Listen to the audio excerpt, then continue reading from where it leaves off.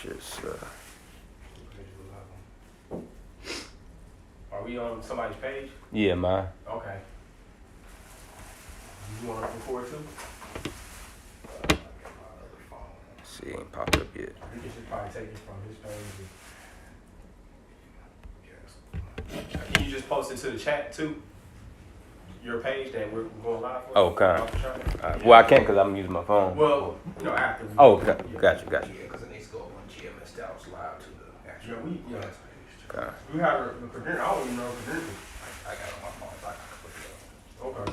Yeah, we live. Okay, I make it do it on mine. All right, well, Shalom. Shalom. I'd like to give all praise and glory and honor to Yahweh Ba'Shem, Yahushai Ba'Shem HaKakodash. double honors to the apostles of Great Millstone. Peace and blessings to Yakin, pushing his word in truth and sincerity. All right, we're back in another Saturday class. We're going to go into the book of Job. You know, the first chapter. It's going to be on the second chapter. And we're going to go into how we have to be like Job and going into having that integrity.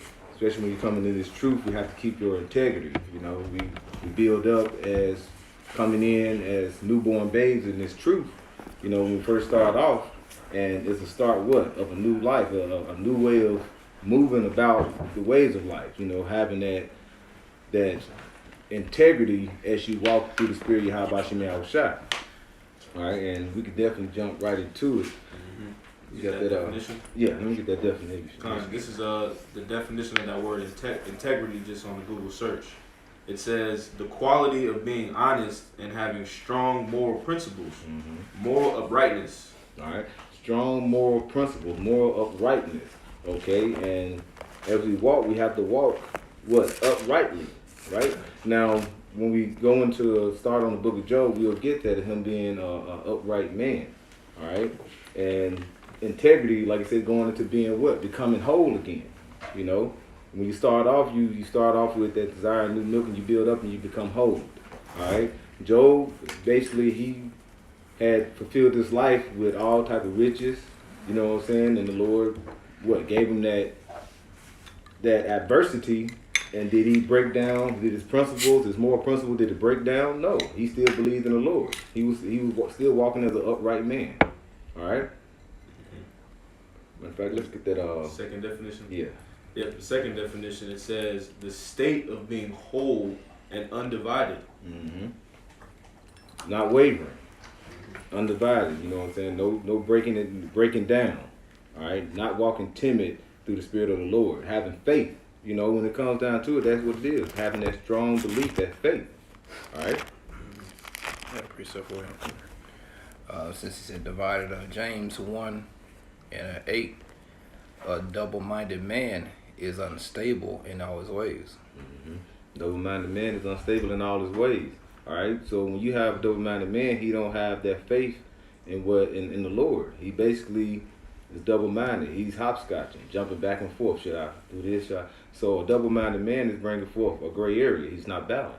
Yeah. You know? The Lord's not looking for a wishy-washy spirit. Right. You know, having one foot in the truth and then one foot in the world. You know, shit happens and you revert back to the old man. But when things going good, you the top Israelite, you know, on the planet. You know, all the precepts. But when adversity comes, you have to humble yourself and take lessons.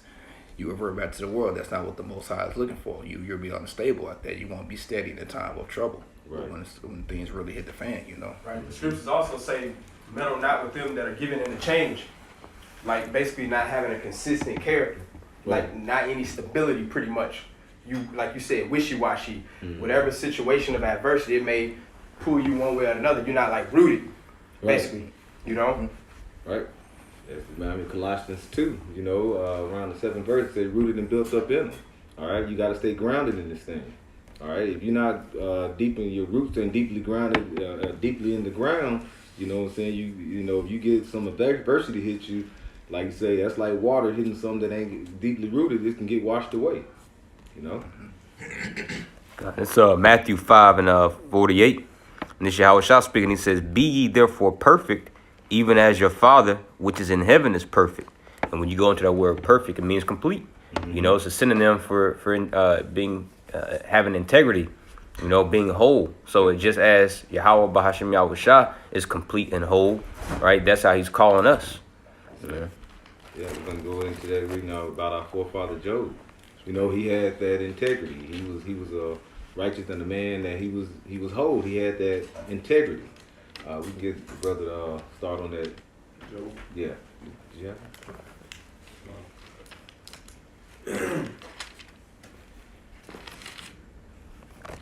Start at the top, verse chapter 1. Come.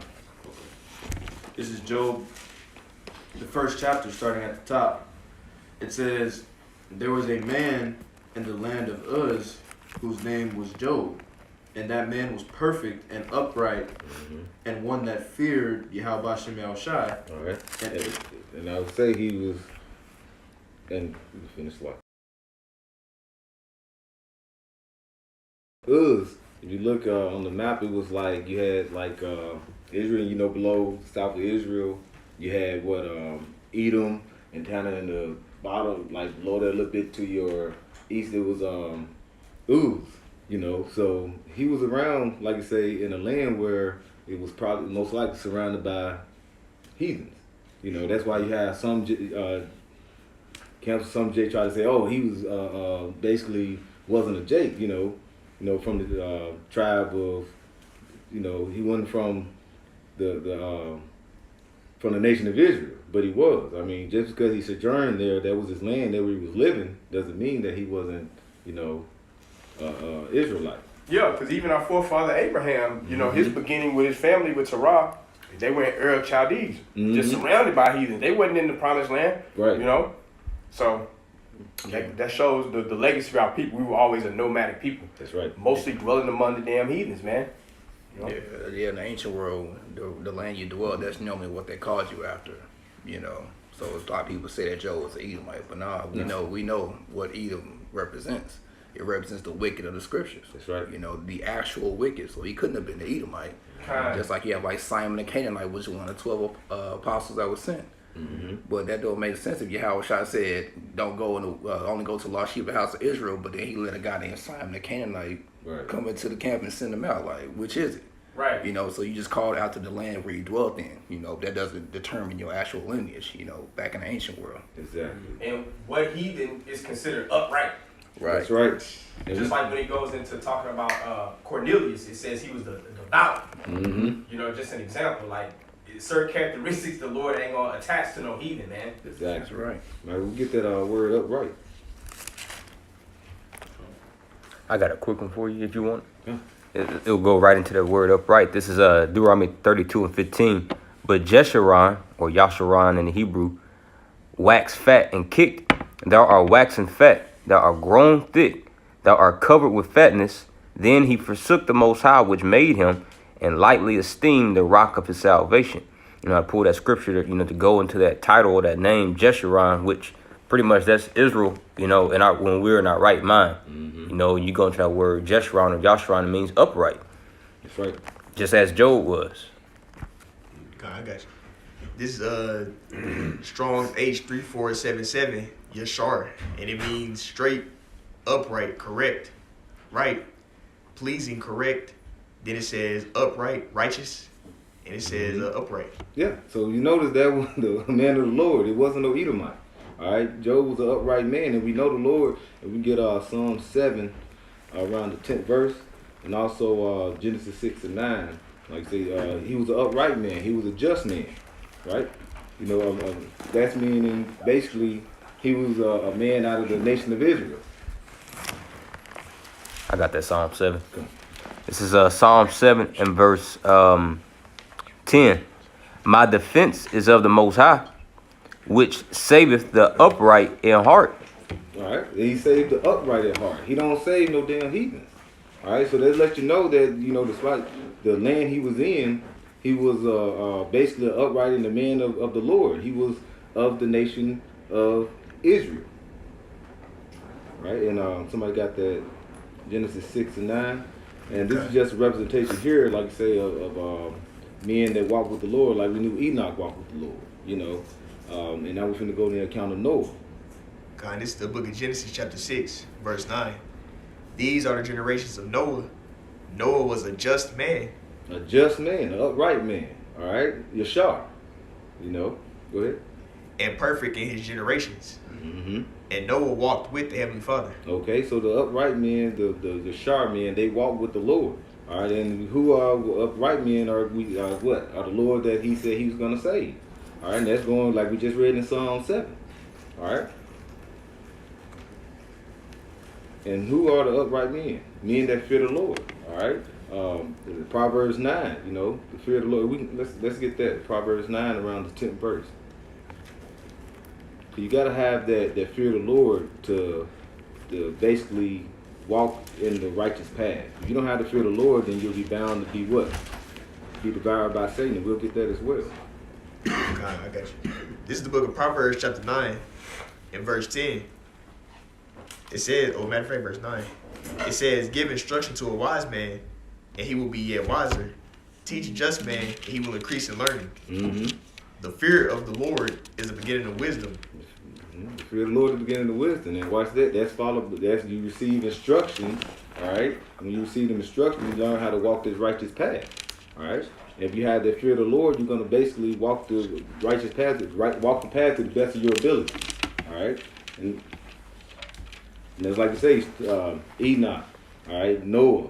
Okay. You even had like you say going into Job. They were upright men. They were righteous men. All right. And like I say, it's no damn heathen that's going to be walking in a righteous path. All right. Because what is the path for? The nation of Israel. Now in these days, it's for the elect. So, but these stories that we read, like with Job, Enoch, and Moses, all these stories that we read is basically giving us instructions on how to walk. And who was one of the main, who walked perfectly upon the earth? Yahweh Shai. So that is, like I say, though, he gave us guidance. You know, instructions is something that's going to guide you. All right? That's a little bit more. Mm. It reads, and knowledge of the holy is understanding. Holy. All right? Separate. Okay, so when we made whole, basically we're being separate from the world. You know what I'm saying? Because like I say, the world is basically, as we mentioned earlier, is wishy-washy. They want to, it's do as thou will. You can't have one foot in the world and one foot, you know, in this truth. All right? That's an unbalanced man. And that leads towards what? Destruction. That's what a hypocrite is, because when you go into the word hypocrite, what that mean? An actor. Mhm. You know what I'm saying? You're not standing on what you truly believe in. You know, most of the people within this world, they may say certain things, but they actions and their behavior don't embody it. Like, most people don't have a backbone. They may appear to stand for something, but when adversity or something that they disagree with, they ain't gonna be with it. Right. You know, like Jake trying to be so-called woke in certain movements. But when we in through the Spirit of the Lord, we're standing sure through that foundation of faith, you know? Mm-hmm. That's right. So, not acting, like we're whole. Just that going into the word integrity, just to bring it all full circle, you know? That's right. And there's no amount of threatening or, you know, that Esau could bring to us to make us fold on his truth. Like your example, you got the guy with, you got Ice Cube, you got all these celebrities that mentioned that they were Israelites, right? Man, But then when they're threatened, I hate that I was brought into that Drink Champs thing. Kendrick Lamar, You see what I'm saying? what So happened to him? these are men that are hypocrites, Yeah. which is why they're not to be, you know, leaders amongst Israel. Exactly. To be a leader amongst Israel, as we mentioned, you gotta have that integrity, like Job and the rest of our forefathers. I got this for you right there. That's the spirit you said that. Come on. This is the book of James, chapter 5, verse 10. And it says, take my brethren, the prophets, who have spoken in the name of the Lord, for an example of suffering, affliction, and of patience. Ooh. Behold, we count them happy which endure. Mm-hmm. Ye have heard of the patience of Job, and you got it, you know what I'm saying? Just reading it for you. You have heard of the patience of Job, and have seen the end of the Lord. And the Lord is very pitiful and of tender mercy. Yeah. So, like I say, we've seen, all right, and how did we see? We read the scriptures. We know that they walked the certain path they walked, all right, a certain adversity they had to go through. You know what I'm saying? These things that they went through were things that, like I say, for our learning, all right, for our learning. So when we start going to the scripture, start reading what's going on with our forefathers, we know that these are the instructions we learn. When something happened to us, what do? We look in the scripture and how do we basically basically overcome what we're dealing with. All right, we overcome by walking in the ways of the Lord, believing, having faith, knowing that the Lord's gonna get us through. Now, do we just say the Lord's gonna deal with this and we just sit down and just wait? No. It may be some action we have to take, but basically we gotta step forward, believing that the Lord, and have faith that the Lord is gonna guide us and get us to where we need to be. That's right. Hey, just to add, I'm gonna make this as concise as possible too. That goes into the name Yahweh. Once you believe He is, that's enough of a driving force to allow you to press forward, no matter what you're going through. That's why our fathers, the prophets, the apostles, starting with Yahweh Shai, they're the key example because they believe in the Father. It ain't just by the name, because there's a lot of guys that are out there that will say Yahweh, but it comes to really understanding His true image, His true deity. You know what I'm saying? Knowing that He is, and He is rewarded to them that diligently seek Him, as the scriptures say. That's right. Yeah. That's right. Get back. Back Job 1. Mm-hmm. This is Job chapter 1. Then I'll start at verse 2. It says, "And there were born unto him 7 sons and 3 daughters. His substance also was 7,000 sheep, and 3,000 camels, and 500 yoke of oxen, and 500 she-asses, and a very great household. So that this man was the greatest of all the men of the East." Yeah, he was great. He had, when you have cattle back in, even these times, you have cattle now, and all these different, like you say, 3,000 camels, yokes, and oxen, and asses, all this, that was a lot of substance. And definitely back then, that was, basically, he was a wealthy man, like I said, of all the East. Now, I tried to pull up some things showing, like, what would that be worth, based off that. It may be wrong, but it said it was like, in today's time, it would have been like $60 billion, And I was like, damn, you got to think, he was the man of all the East. That was a lot, Shit. He had it. He had it, So you got to think, he didn't have just this substance and you had like 5 acres. No, he had to have all type of servants, things like that. He had basically a small city. You can't really put a quantitative value on Okay. that type of substance anyway, because he had actual assets. Yep. Livestock, Mm-hmm. land. So you're gonna be rich forever. Yep. So for him to have, when you think about it, for him to have all those resources, that means the people in that region, they needed, he was a part of the economy. Yeah. Of course. Like that means food and resources probably kind of came out of, his property and stuff like that. Mhm. People relied on Job and his resources Yeah. to live, so that's big. Yeah, probably. Clothing, Little markets. Yep. milk, land. You gotta think. He probably leases land to other people who need to use his land. So he had man, Job had residual income. You know what I'm saying? That's right. We Probably gonna can get all- we trade gonna get all too, that back. like certain things that he don't grow on his land from other people. Yep. He don't gotta spend his own money, so he can just like, I'll give you this sheep for this, watering. Yeah, bars. Mhm. Yup. And What the scriptures say, He was the greatest The of greatest all of the men East. of them in the East. it had to be that Oh, big, wow. Quite a statue. Damn. He had it. This is verse 4. It says, "And his sons went and feasted in their houses, every one his day, and sent and called for their 3 sisters to eat and to drink with them." Yeah, of their day, And like you say, when we reference that to what? Like having their birthdays. And they grew up on this wealth. So they was like probably some spoiled ass brats. Yeah. Won't nothing. All they did was party. So when you look towards that, you like, look at someone that's been having everything, and then like I say, what they don't have no worries or anything. But Job, like I said, with that integrity, being an upright man, he had to basically try to, and we're gonna get into it, basically pray for them, because they was, they didn't have no fear of the Lord. When you look at most wealthy kids, even in our time, right? Mm-hmm. What their parents did to get to that point, they had a lot of character building.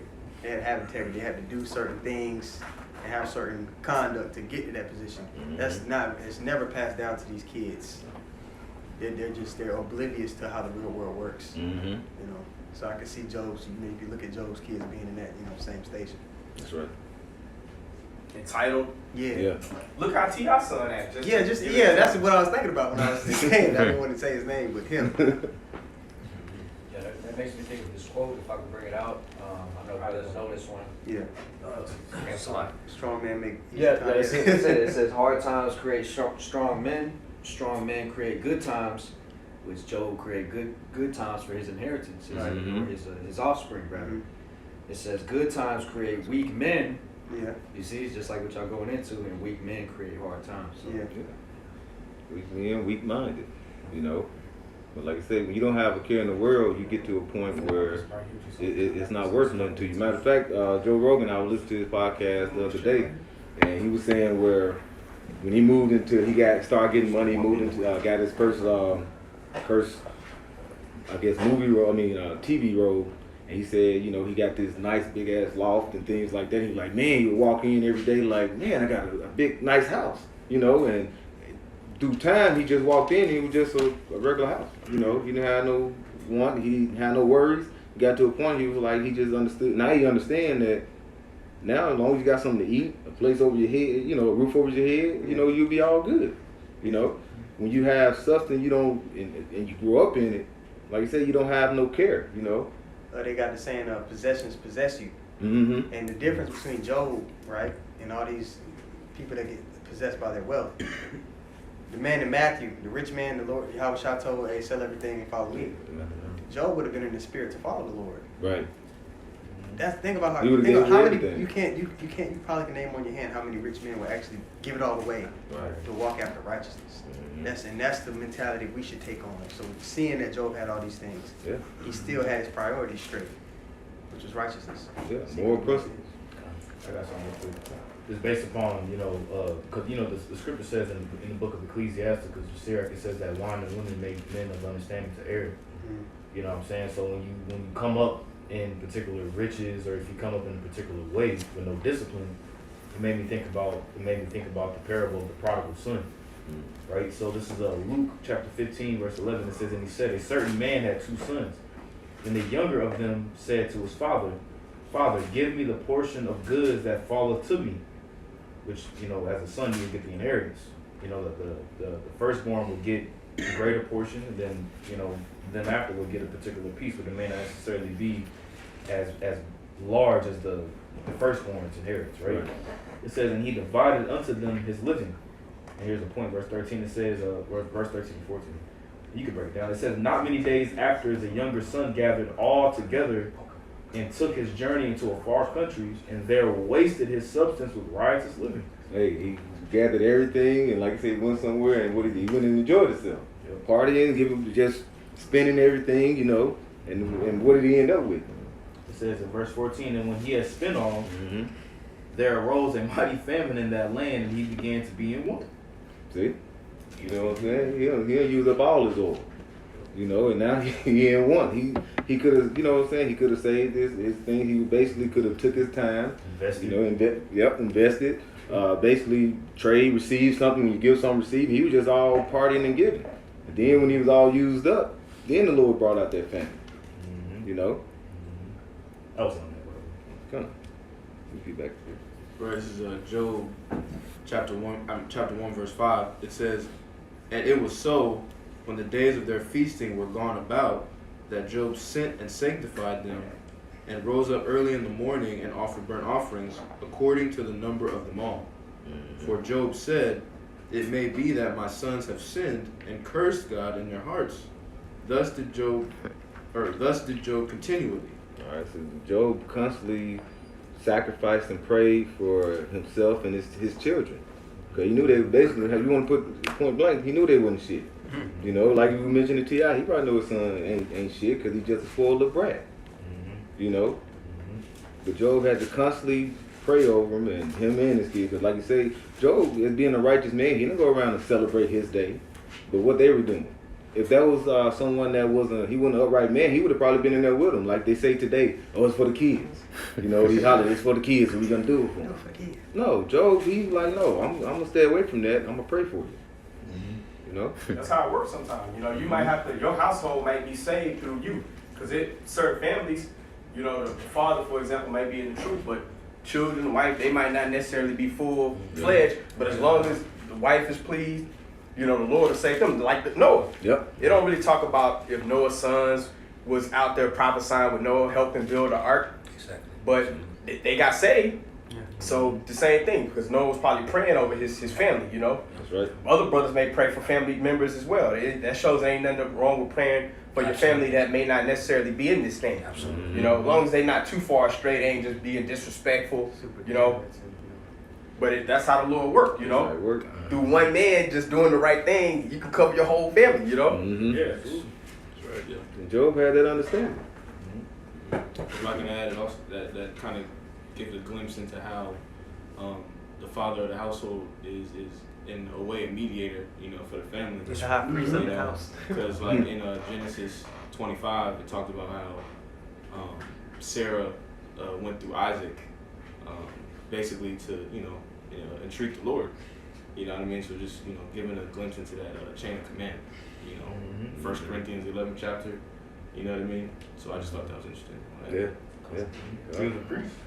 Priest. Because it doesn't tell you in the book of Job what time period this was in. It doesn't tell you if this was before the flood or it doesn't even mention Job's tribe. Yeah. Well, it was after the flood. There's scriptures in Job that goes into the snow that falls down. You know what I'm saying? So it was, but I see what you're saying, insinuating. Yeah. Really nobody played that role. Yeah, like Just for the camera's sake, though. Yeah, like how long after the flood or whatever. You know what I'm saying? You know, so yeah, it goes to show you that he was a priest. You know, and all of us, as men, as the scripture says, it says that thou shalt be a nation and a kingdom of priests. That's right. Verse 6. This is Job 1:6.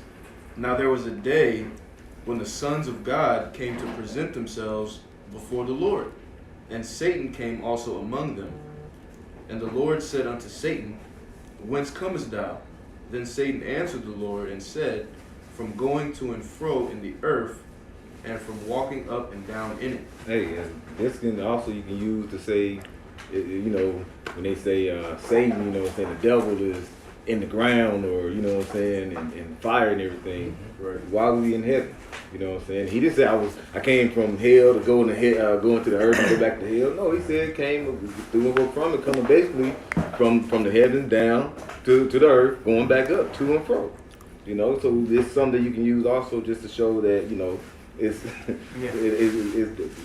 devil is not in hell. Show the order how things actually work. That's right. Dispel out the Catholic lies that they made up, Yeah. And now can we get 1 Peter? I got it. Come. 5 and 8. Yeah. Come. This is 1 Peter chapter 5, verse 8. You can start at 6. Come, that's a bet. 1 Peter 5 and 6. Humble yourselves, therefore, under the mighty hand of the Most High, that he may exalt you in due time. Mm-hmm. So when you go through, like saying, walking the righteous path and, having faith, believing in the Lord, when you humble yourself, what do we believe in? We believe that we're storing our treasures up in heaven. What is that, in Matthew 6? Yep. We're storing our treasures up in heaven for what? In due time, we're going to receive that reward. Yeah.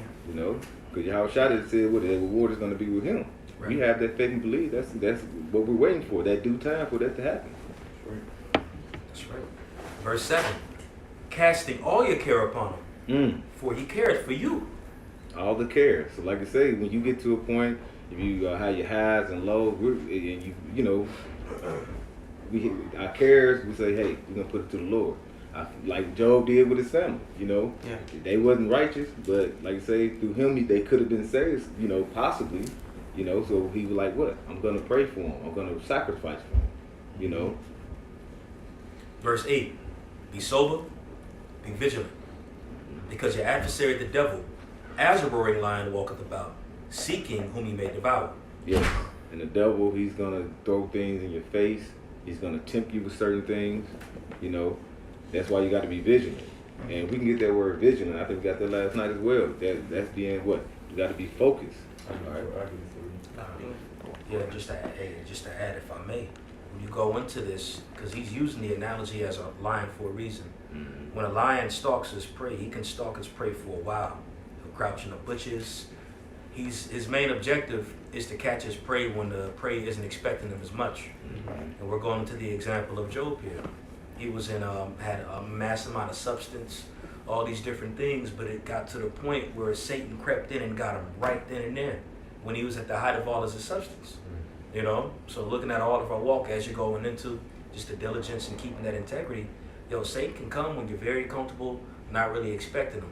And these are the conditions of the battle as well. This is warfare. Right. You know, that's why you got to always have your mind on guard. And when things do come into fruition, meaning the bad is what I'm talking about, got to have that in the back of your mind that it's part of the journey. But we got Job, as you're going into, as an example, to keep the integrity and keep the faith, as of all the other prophets that we have in the scriptures. That's right. As an example. Right. You know. When you read the book of James, it says remember pretty much the patience of Job. When you go, you know, James the 5th chapter, it mentions Job. You know, it says when you pretty much going through things, remember how Job was being patient. You know, he didn't lose his integrity. He didn't curse the Lord out. Seeing Job was going through hell. Like, I'm talking about having boils on your body. Yeah. He just didn't have one boil on his body. He had boils all over his body. All his chill, you know what I'm saying? But you gonna go into it, but you know, he was catching hell. Every man. facet of his life was under attack. When you gonna read Job 2 and 10, I don't want to. I will. Yeah, we'll get there. I mean, Okay. You got something else you brought I out? wanted to read it real quick because I'm Job gonna made get to probably Okay, yeah, 2 go and ahead. 9, so you can go. I would probably stop around the 9th verse of chapter 2, so you can read. Okay, so this is Job 2. I'll start at 9. It says, then said, this is after the second affliction that came. It says, then said his wife unto him, dost thou still retain thine integrity? You know, after he was going through the affliction, it says, curse Yahweh and die. And that's just another point to show you that the woman ain't in the fight with us. Right. But it ain't gonna get on her. Verse 10. But he said unto her, thou speakest as one of the foolish women speaketh. What? Shall we receive good at the hand of Yahweh, and shall we not receive evil? So Job understood that life ain't supposed to be all peaches and candy. Right. You're gonna go through affliction. And through that affliction, you gotta understand, like it says in Philippians the 4th chapter, how to be abased and how to be abound. That's right. All right. So this is something. This is the most precious mindset that we can have. We need this mindset to survive, because we're all gonna be tested. We're all gonna be abased. Things are gonna be taken away. People that things are gonna be tested and pushed, especially in the times to come. So this is a heavy lesson, stepping into what's getting ready to happen. You know what I mean? Because you got to think right now, we're like I said, we're still comfortable. We ain't really in the thick of things yet. You know, we can get up, go to work, we can go get something to eat whenever we want. Right. You know, it's all these things. Go home, got bed, sleep in. We're good actually. You know, but like you said, go on the heat. You know what I mean? You know what I'm saying? So, but what is this going into? We're basically spiritually prepping for bad times. That's right. You know, that's why when Job, even though he had all the substance, he kept his integrity. He didn't get too comfortable. Like I said, he could have left, like I say, his kids do what they want. He could have still had his riches and didn't think that I'm gonna sacrifice, and I'm gonna, give homage to the Lord. He could have just been going about his life. You know? It's like that parable in Luke 12 where the Lord made the parable about the rich man who had all the riches, and he was like, you know what, I'm gonna tear down my barns, but I'm gonna build greater. And I'm gonna take my ease, I'm gonna eat, drink, and be merry, I'm gonna chill. And then here it is, the Lord said, you didn't even know that your soul is required this night. Mm-hmm. You know, so, the sacrifices, our sacrifice that we make to Yahweh B'Shem Al Shah in our daily actions, because you can go to, you can read, you can go to camp, you on camera, but, you gotta always remember that the main camera that's on you is the angels. Yep. Watching your every move and the spiritual sacrifices that you're making in your daily life. That's what Yahweh B'Shem Al Shah is looking for is the scripture says that a sacrifice that's pleasing to the Lord is a broken heart and a contrite spirit. Mm-hmm. How you move with the resources that the Lord gave you, how are you using those resources to glorify Him at the end of the day? That's right. Still get that Vigilant? word. Yeah. Yeah, I got you. If we get Luke 22, 31. Actually, I got it right here for you. Let's get vigilance, and then we can jump into that. Okay, so this is the word vigilant in the Greek, which is gregoruo, which is where you get the word Gregory from. I looked that up. It means to be watchful, right? Or greg, which that word says metaphorically to watch, give strict attention to, be cautious, active. Mm-hmm. So to watch means that to watch doesn't mean that you're just sitting on your ass and just sitting there just watch. To watch is an active thing that for you to watch something, it's an action. So you're when you're paying attention, you're actively doing something. Yep. You know what I'm saying? It says to take heed, at least through remissness. Let me get this definition of remissness for you. You can. And we're saying watchman, like I say, when you're a watchman and you up there on the tower, you don't just look one way and just be like Focus Sitting like there no, you gotta look around, look over here. Tent. Yeah. Tent. listening. Mm-hmm. Gonna take a nap. Yeah. On the watchtower, yeah. You gotta constantly keep your head on the swivel, being circumspect. Mhm. Kind of like when you're watching a toddler and they in the house and they start walking and you were watching them because anything they could do, they can hurt themselves. So you're very intent. You're watching. You're paying attention.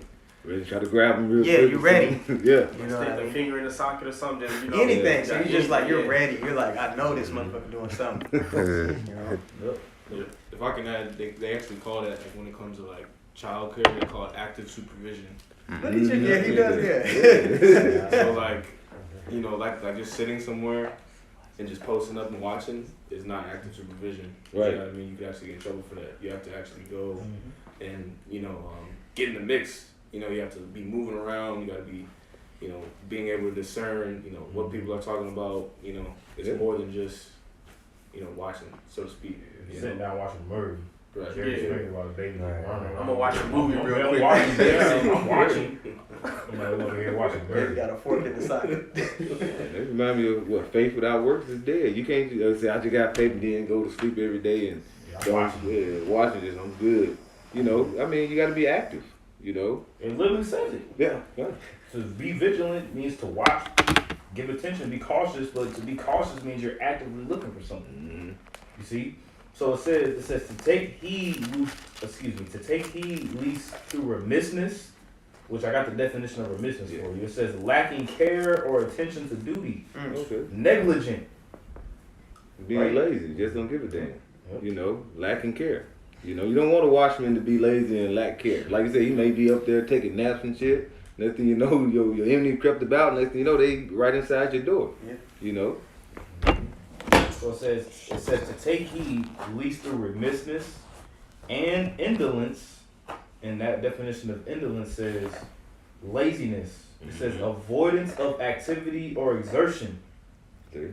And just like when we go on highways and byways, you know, we're being tentative, we're being active, you know, we're not being lazy, you know, we ain't just saying, you know, well, we good, we can just stay up in here.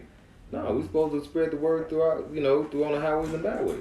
We're being active with what we know, you know. Yeah, with everything, you pay attention to the spirits on the people at work. Yeah. If certain things are happening on the world stage, you pay attention to how people are reacting to it, and that gives you fuel for like, oh, okay, well the scriptures say this will be happening, and people will be in this mind state, and so everything that we're experiencing throughout we're never on autopilot. Right. We're always taking in everything and filtering it through the spirit.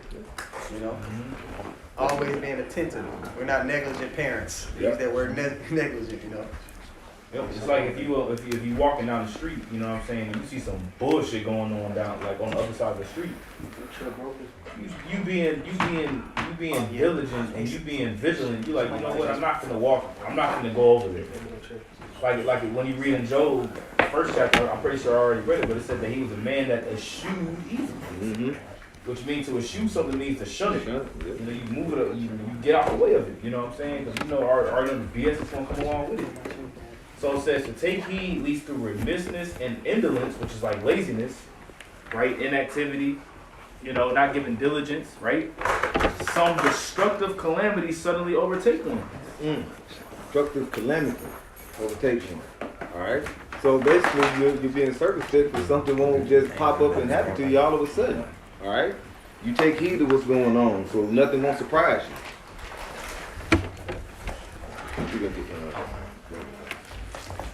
All right, Luke chapter 22, verse 31.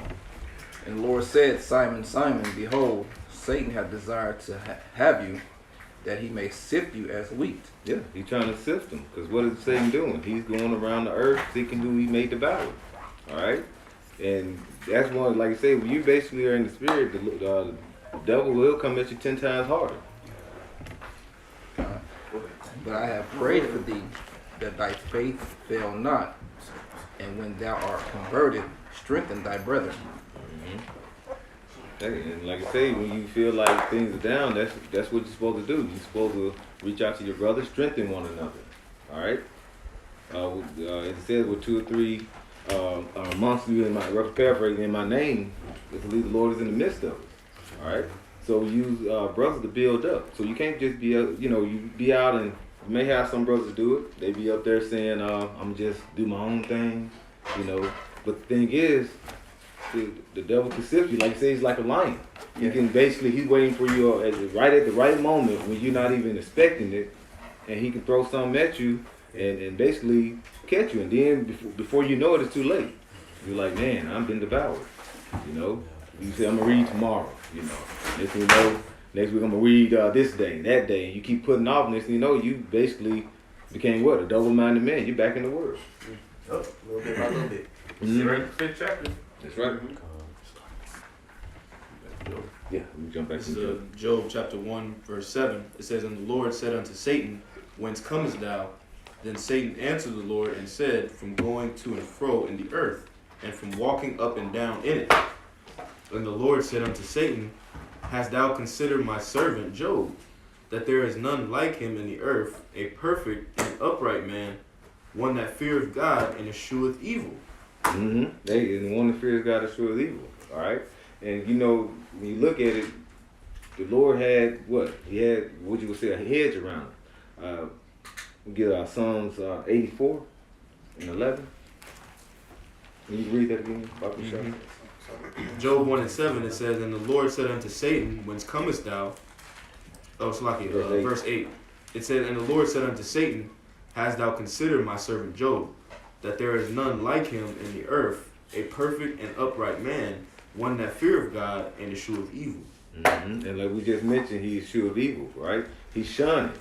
You know, that's why, like I said, he didn't want to go and celebrate the celebrations with his children. He shunned it because, you know, like I said, they were celebrating their day. It was basically against the ways of the Lord. All right? So he the one that, like you mentioned earlier, he shunned evil. All right? He feared the Lord. And keep going on. Read Verse 9. yeah.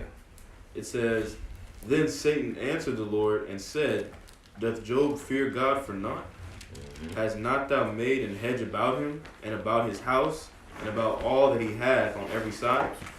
Thou hast blessed the work of his hands, and his substance is increased in the land. Yeah, like you said, the Lord had a covering over him. We can get Psalms 84. If I can say too, that shows that the Most High also controls Satan. Yeah. It wasn't no spiritual tug of war going down into heaven, and then Satan had the fall from grace, you know, like them fairy tales that the Christians push. With his fist up like this. He had to present himself to the Lord, Satan. Right. That shows he's a messenger of the Most High. You know? And Christians like to put up and like Satan is basically is just like equal with like they with the equal, house. yeah. Mm-hmm. Like they battling one another. Like he's basically serving them, but on the left hand side. Exactly. You know, that's why, like you just mentioned, he asked him, hey, well, I can't do nothing to him because you got him covered. Exactly. You know, what can I do for him, Lord? You know, he was like, now would he complain and would he cuss if I take you take that away from him? Because the Lord got that covering over. I got a precept for you. Huh, let's get this.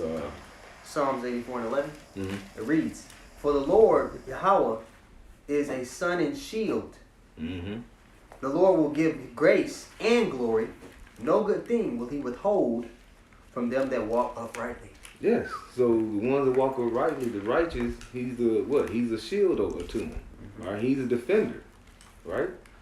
So when you're basically walking in the righteous path, the Lord covers you. He keeps, things from happening. Like you said, he could stop you finna go out the door and say, damn, I left my keys. He ain't had an angel making you go back and you get your keys and then you driving down the road and it's a wreck just happened. Yeah, that you missed. Can I back what we just read up? It's Psalms 34:9. It says, "Oh, fear the Lord, ye his saints." Start at verse 7, Baba Kasha. Verse 7. Psalms 34:7. The angel of the Lord encampeth round about them that fear him and delivereth them. Yeah, we count them Right. back. Yeah, you good. That's why we don't have no fear when we're on the highways and byways. Because we're counted about and we're presenting count. We don't have fear. I remember what was it, 3 years ago when that Edomite had that gun. Oh, yeah. Did that stop you? No, you think he was going hard. You didn't even. I think you didn't even see the gun he had. Oh yeah, I You know? didn't even see it. Like I didn't even see him that- cock it. Yeah. That's a display of faith too, because most people they get nervous about shit like that. Yeah. It doesn't even cross our minds. We're just like, what can he? In my mind, I'm like, these people can't do nothing to us unless the You're Lord. not them. He ended up getting arrested. Yeah, unless the Lord okays it. Right. It's something you know. Yep. Fear not them that can kill the body. We fear the Heavenly Father. That's right. It ain't nothing gonna happen that the Most High didn't ordain to happen. Right. Exactly. Once you get that in your mind, that gives you a renewed sense of confidence. Confidence, yeah. You know, in the spirit, which confidence is with faith. You know. Yeah. But Proverbs 20:24. Like you don't think that nobody can harm you. No weapons formed. You know, prosper. You know, if you walking uprightly towards the Lord, He gonna make sure you know that you good. Man's goings are the Lord anyway. That's right. I got a precept too. We can definitely deal with time. Going into exactly what we're talking about, Sirach chapter 18, I'll start at the top of the point is in verse 3. It says, he that liveth forever created all things in general. Right? Talking about, Yahweh Hashem Shai, It says, the Lord only is righteous, and there is none other but he. Verse 3, who governeth the world with the palm of his hand, and all things obey his will. For he is the king of all, and by his power dividing holy things among them from profane. You know what I mean? Just going into what we're talking about in just in general and in Job specifically. You know what I mean? Not only did he create Satan, but Satan obeys his will to a T. Yeah. You know what I mean? That trumps all that BS. Yeah. Can I finish this real quick? Yeah. It's verse 8, Psalm 34:8. Oh, taste and see that the Lord is good. Blessed is the man that trusteth in him. Oh, fear the Lord, ye his saints, Israelites. For there is no want to them that fear him. That goes directly up with Psalm 34:11. That's right. That's right. Yeah. This is Romans chapter 13, verse 1. It says, let every soul be subject unto the higher powers, for there is no power but of the Most High. The powers that be are ordained of the Most High. So that's talking about Satan, things that come in our life that tempt us or try us. It was ordained by the Most High. That's right. At the top ladder of it, that's why we was going into Satan ain't controlling himself. Okay, he have a tug of war like the brother said. The Most High ordained anything that happened on this physical plane. Well, to close all, we get Sirach 11. Somebody hold that. You can continue on that. Can I get a precept for you real quick? Because we was talking about the hedge. I want to pull this real quick. This is in Job chapter 29. I'm gonna read verse 1 through 6. So I'll read it fast for you. It says, moreover, Job continued his parable and said, oh, that I were as in the months past, as in the days when the Most High preserved me, when his candle shined upon my head, and when by his light I walked through darkness, as I was in the days of my youth, when the secret of the Most High was upon my tabernacle, when the Almighty was yet with me, when my children were about me, when I washed my steps with butter, and the rock poured me out rivers of oil. Yeah, this is the time right here he's going in when he was being preserved, when the Lord had the hedge upon him. Yeah. So like you say, right now he got a hedge upon about him. Because basically he's a righteous man, he's upright, so the Lord is with him. He's been walking with the Lord, right? Verse 7 says, when I went out to the gate through the city, when I prepared my seat in the street, proving that he was a prophet, he was preaching, he was a leader, he was in the chief seat in the gate. Right? It says the young men saw me and hid themselves, and the aged arose and stood up. The princes refrained talking and laid their hand on their mouth. The nobles held their peace, and their tongue cleaved to the roof of their mouth.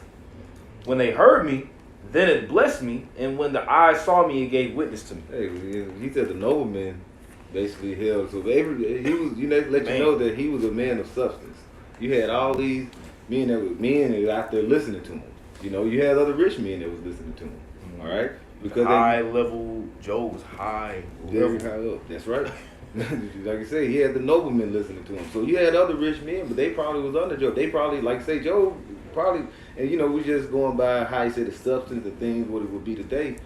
You can just kind of put it like say he has a city. You may have someone have their business right here and their business there, but it's basically on his land. Yep. So when he spoke, everybody listened. He probably was an advisor. Mm-hmm. Yeah. He had all types of occupations, just because the spirit was that heavy on him, Yep. But if you had like city council, like you had particular people that's within the city council, but you had the chief, I forgot the name, but like within the city council, you have the person that sits in the chief seat that pretty much, like you hear everybody else's claim, but pretty much it falls on you at the end of the day. It's probably with him, probably with Joe. I'm just, speculating, but speaking as a man, that was it on my perspective. Job. This is Job chapter 1. You want to Sirach 11, right? Yeah, let's we're gonna read what we on? We're at verse 11. We'll read 12 and then we'll jump to it. Okay, Job 1 and 11. It says, "But put forth thine hand now, and touch all that he hath, and he will curse thee to thy face. And the Lord said unto Satan, Behold, all that he hath is in thy power." Yeah. Hey, and when you look at what he's basically saying is, if you take this away from him, he's gonna curse you. He's gonna complain. You know, he's gonna lose faith. You know, during the time of Egypt. You know, reading Numbers 11. What did they do? They basically start murmuring, complaining, things like that. So, and what did they say? We want to go back to Egypt. You know what I'm saying? Job, he's saying basically, if you basically let them loose and take these shields away that we just read about, he'll curse you. And that's what Esau trying to do with his agenda by making the resources short. Make you make that choice, like, hey, you don't take this, you're not gonna have these things. You're not gonna have the food. You're not gonna be able to have access to society, how it functions.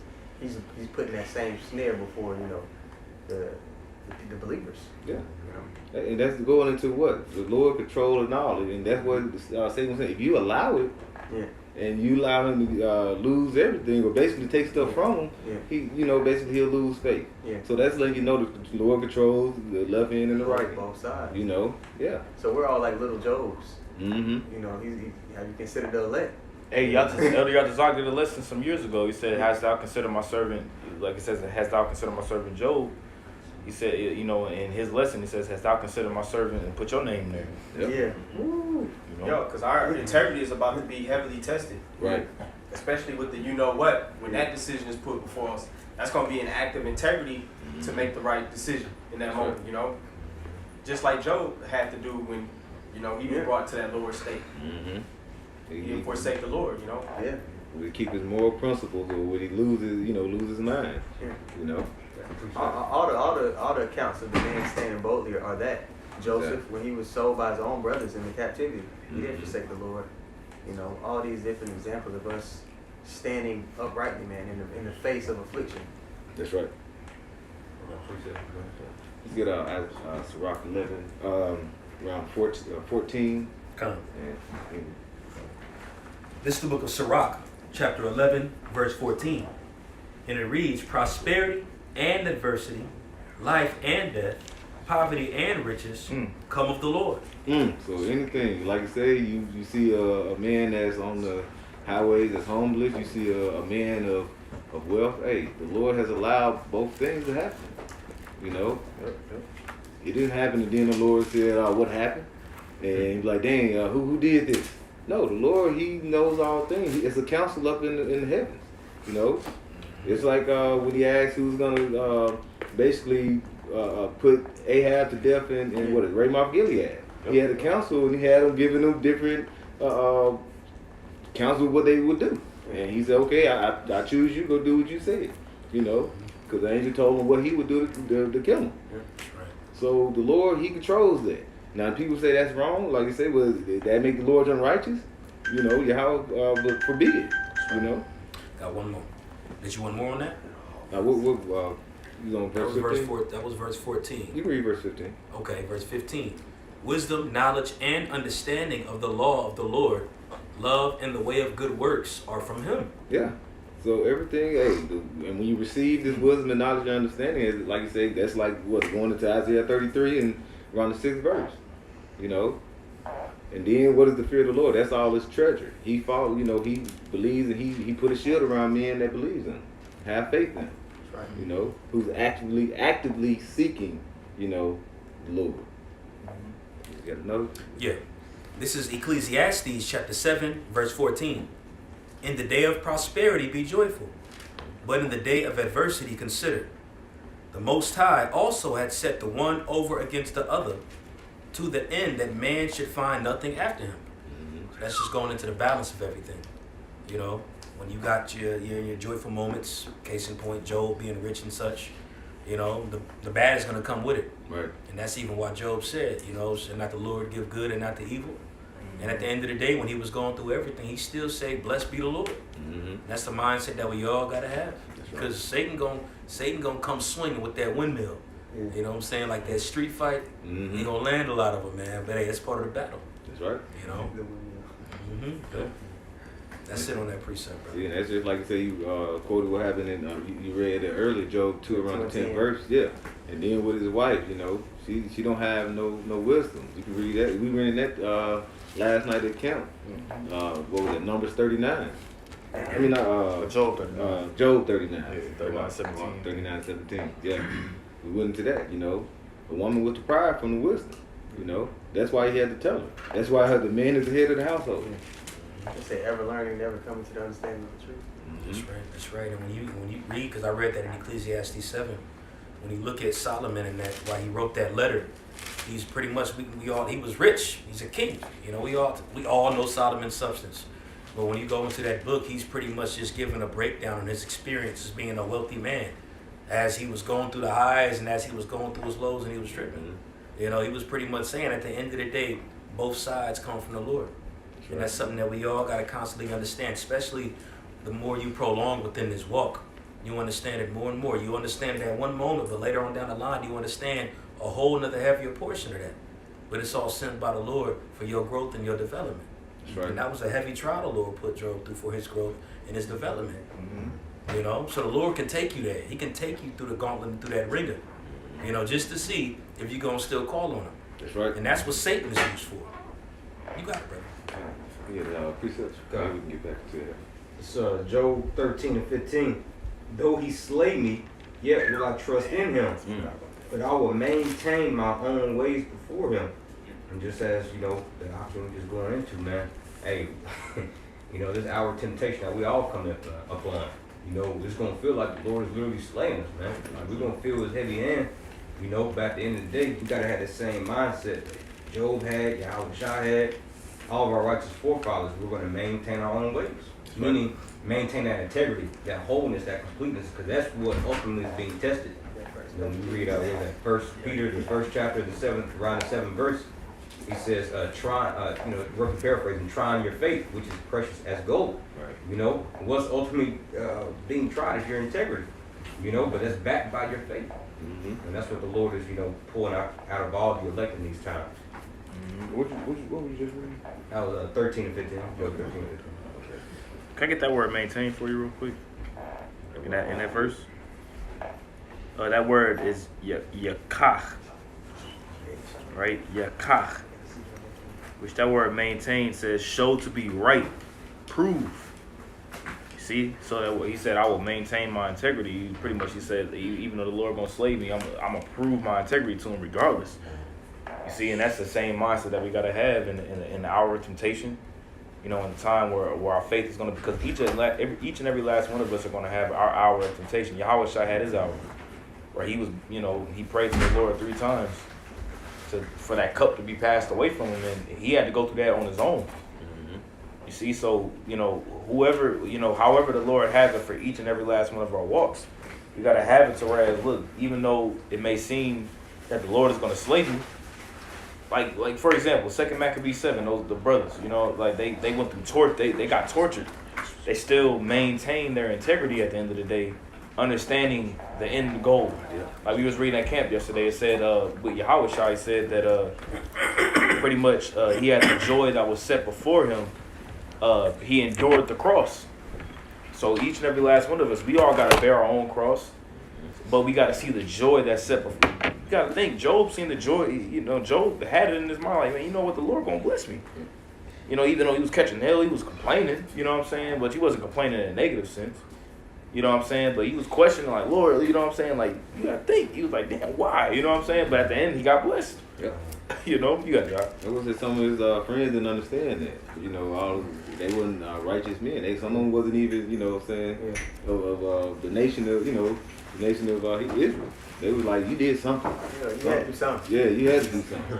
You know, and like I said, the Lord don't mind you asking questions sometimes. He started questioning at one point, like, Lord,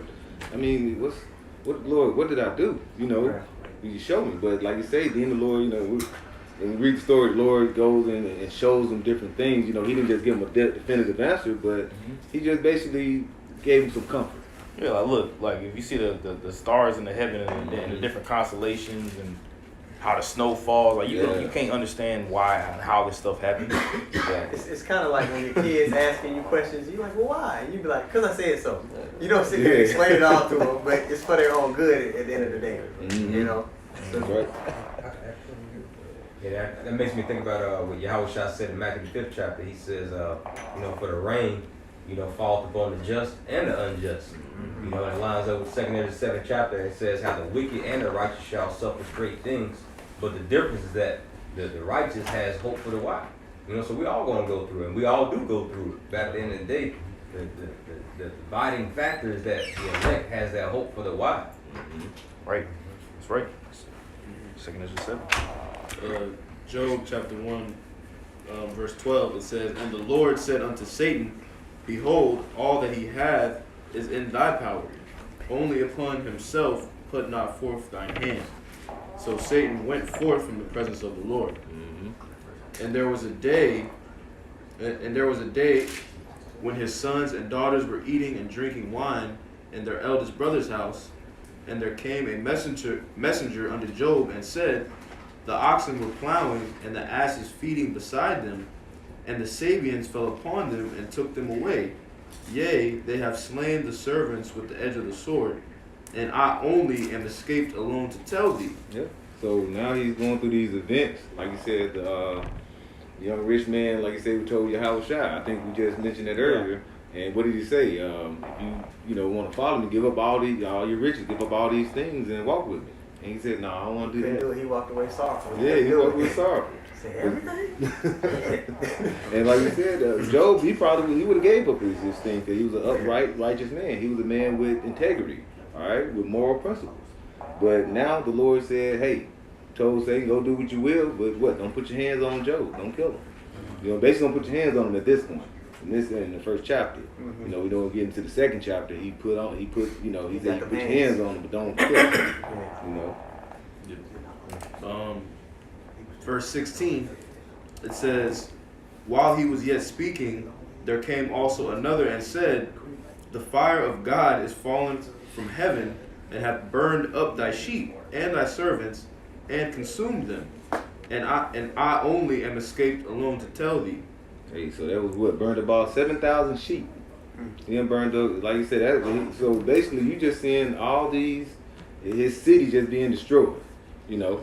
All this substance he having, what I'm saying? Like you said, he had all these people that was serving him, because he can't walk around and watch all these, all this stuff. And the Sabians came in. That hurt them too. That whole, like I said earlier, obviously he was a part of that economy. He was a big piece of that economy. So all those families that worked for Job, they was hurting too. They was like, damn, they ain't got no job. Yeah, so they wasn't happy. Like you said, they probably like, damn, Job. What did Job do? Yeah, what did he do? That's why, like I said, his friend came in. What did you do, man? Because they probably had, some substance because of Job. They were tied in with him. Yeah, and now they like, damn, we broke ourselves. We losing shit, Job. Man. Murmuring, yeah. That's why they came in together. They was probably murmuring and talking to each other and walked in. When Job, when you get into verse chapter 2, like, damn, what did you do, Job? And they probably already talked about it. He may have did this, he may have did that, you know. Speculation. Yeah. The precept,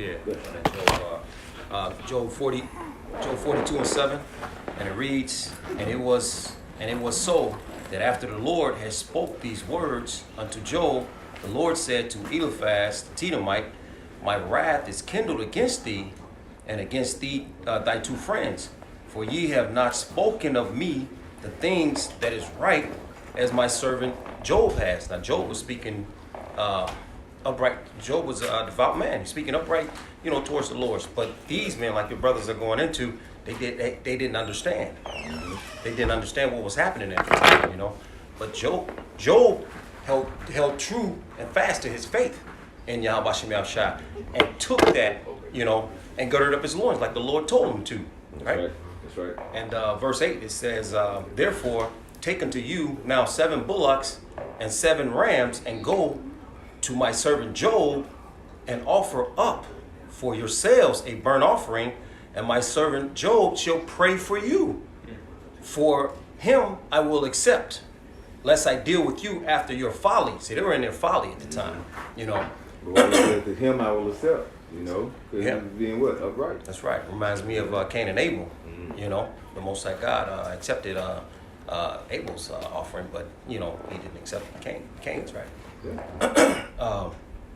And it reads, "Lest I deal with you after your folly, in that ye have not spoken of me the thing which is right, like my servant Job's." Goes to show you that the servants, you know, the Most High God surely do nothing but deals with his servants, the prophets, you know. Right.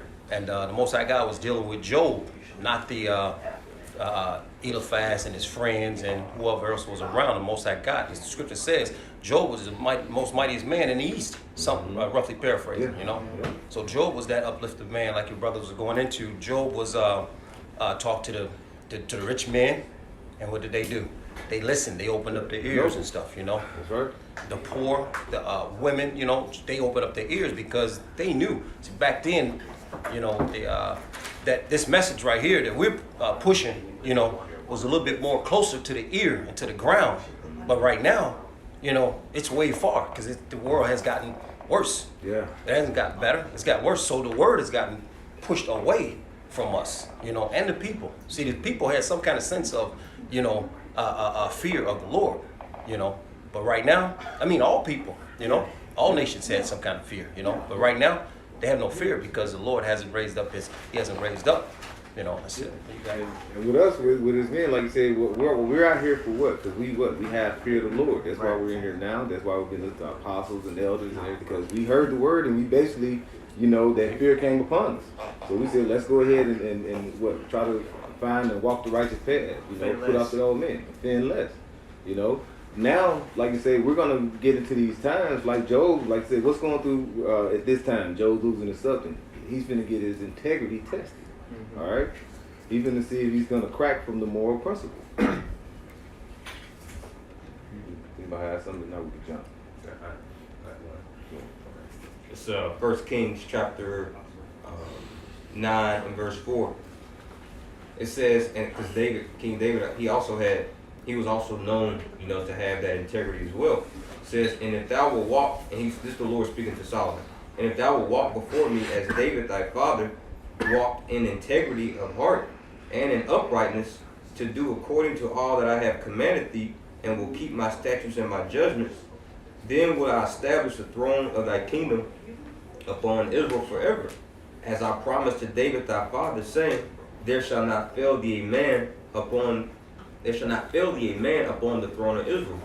And you know, also when you go to that word integrity, you know, we already went into it, you know, how it goes into complete and whole, but it also goes into simplicity. You know, it makes me think about Wisdom Solomon 1:1. You know, love righteousness, you that be judges of the earth, and simplicity of heart, seek him. You know, so with scripture speaking about Job, you know, being a man of integrity, that means that he sought the Lord with singleness of mind, you know, with simplicity, you know. That's right. Job chapter 1 verse 17, it says, while he was yet speaking, there came also another and said, the Chaldeans made out 3 bands and fell upon the camels and have carried them away, yea, and slain the servants with the edge of the sword, and I only am escaped alone to tell thee. While he was yet speaking, there came also another and said, thy sons and thy daughters were eating and drinking wine in their eldest brother's house, and behold, there came a great wind from the wilderness, and smote the 4 corners of the house, and it fell upon the young men, and they are dead. And I only am escaped alone to tell thee. All right, so Job, like you said, his integrity is being tested. Like you said, he's a devout man, he was a righteous man, but now he's, like I said, we read earlier, he knew his kids were spoiled. Basically, they wasn't shit. But the thing is, he basically tried to cover him by what? Praying, doing sacrifices for him. He eschewed evil, so he shunned from them having their day, basically like their birthdays and their celebrations. But he prayed for him. And now he's saying, man, I did all this, and now the Lord done took my children away. We don't know the time span of when all this happened.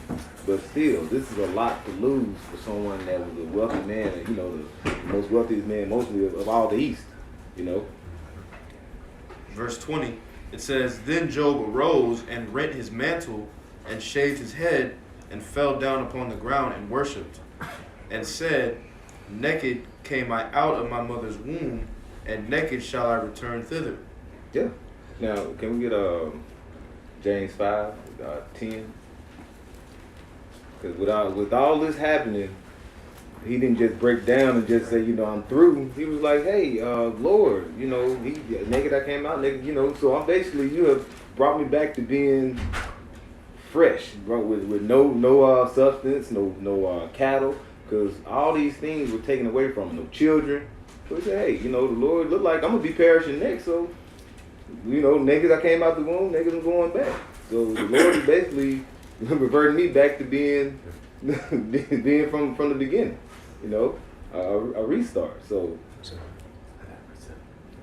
Of that verse he just said, naked he came out the womb, and it's a saying in the world like, I came in the world with nothing, so I'm gonna leave out the world with nothing. But right. The scriptures actually like rephrase it, in scriptural format. This is Philippians 4, and I'm gonna start at verse 12. It says, I know how to be abased, and I know how to abound.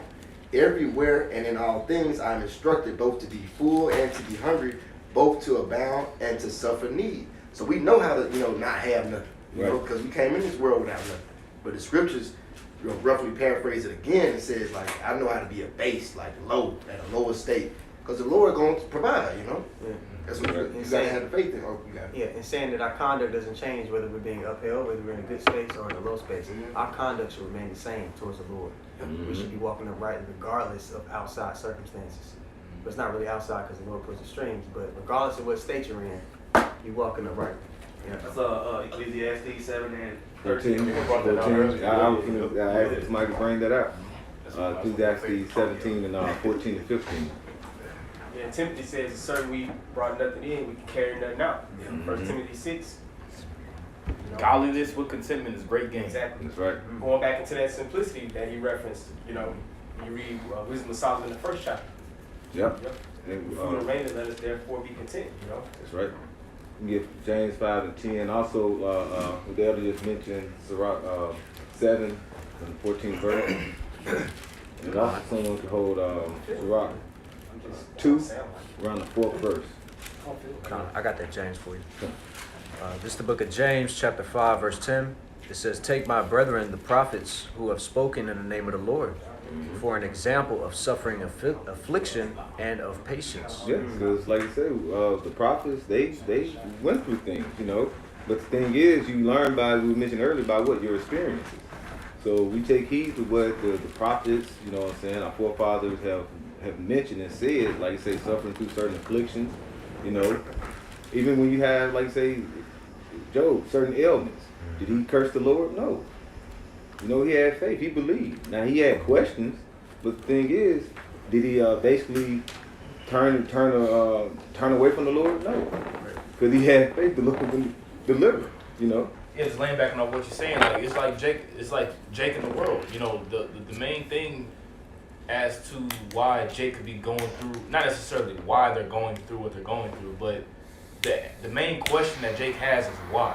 You know what I'm saying? So when you tell them why, and when you get that understanding, like the scripture says in Psalm 73, it says, when I came into the sanctuary of the Most High, then understood I therein. When you come into the truth, when Yahweh Shema Shai brings you into the truth, I'd rather say, you understand the why. So like, you're not wicked in asking the Lord why. It's not like the Lord, like it's like in James the 1st chapter, it says if a man asks for wisdom, the Lord ain't gonna upgrade you for asking for understanding and wisdom. Right. He'll tell you why. Now it may be bitter, like the scripture says, when you eat the roll, it's bitter to you. Yeah. but shit, you know what I'm saying? Like, you ask the Lord, like, well, damn, like, why are we going? Why as a people are we going through this? Why do we go through captivity? Why are we in this position? The Lord is gonna tell you. Mm-hmm. You see? And then when it's up to the Lord ultimately to open your mind to receive the why. Most Jake, they can't receive the why behind it, and they try to go into some other kind of BS or philosophy to try to pretty much circumvent the truth of the why.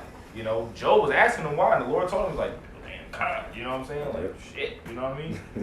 Hey, that's like when you have Jake. They be like, "Why we doing? We go and bring out Deuteronomy 28. Why we suffering and going through this, and we'll say, you know, because we went off. And they don't want to accept that. You know, it's not enough. Accountability. They don't want to accept accountability.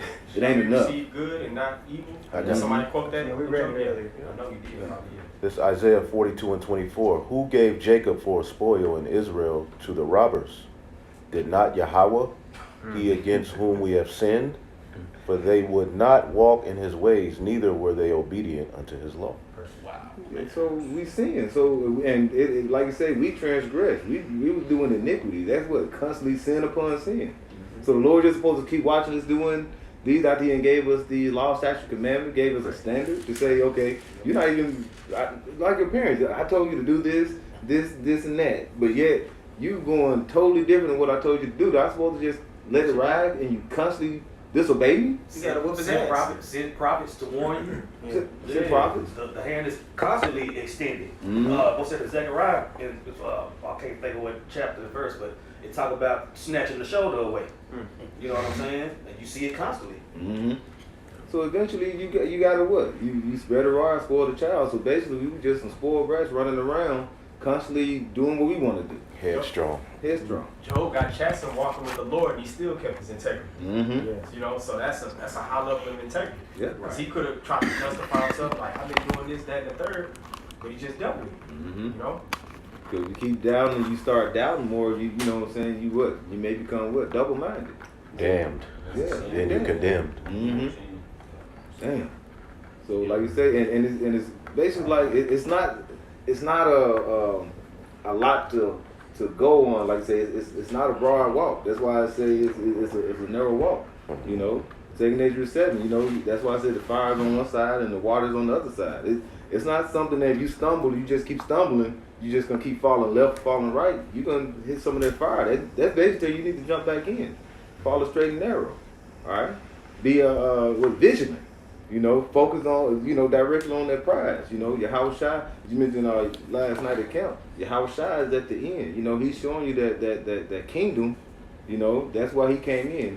He constantly preached about the kingdom. Yeah. We're supposed to be kingdom minded. Now, we don't supposed to veer off and say, I'll come back and focus on the kingdom later. No. That's it. We have to basically walk that narrow path. We basically have to have Job's walk here in America. Yeah.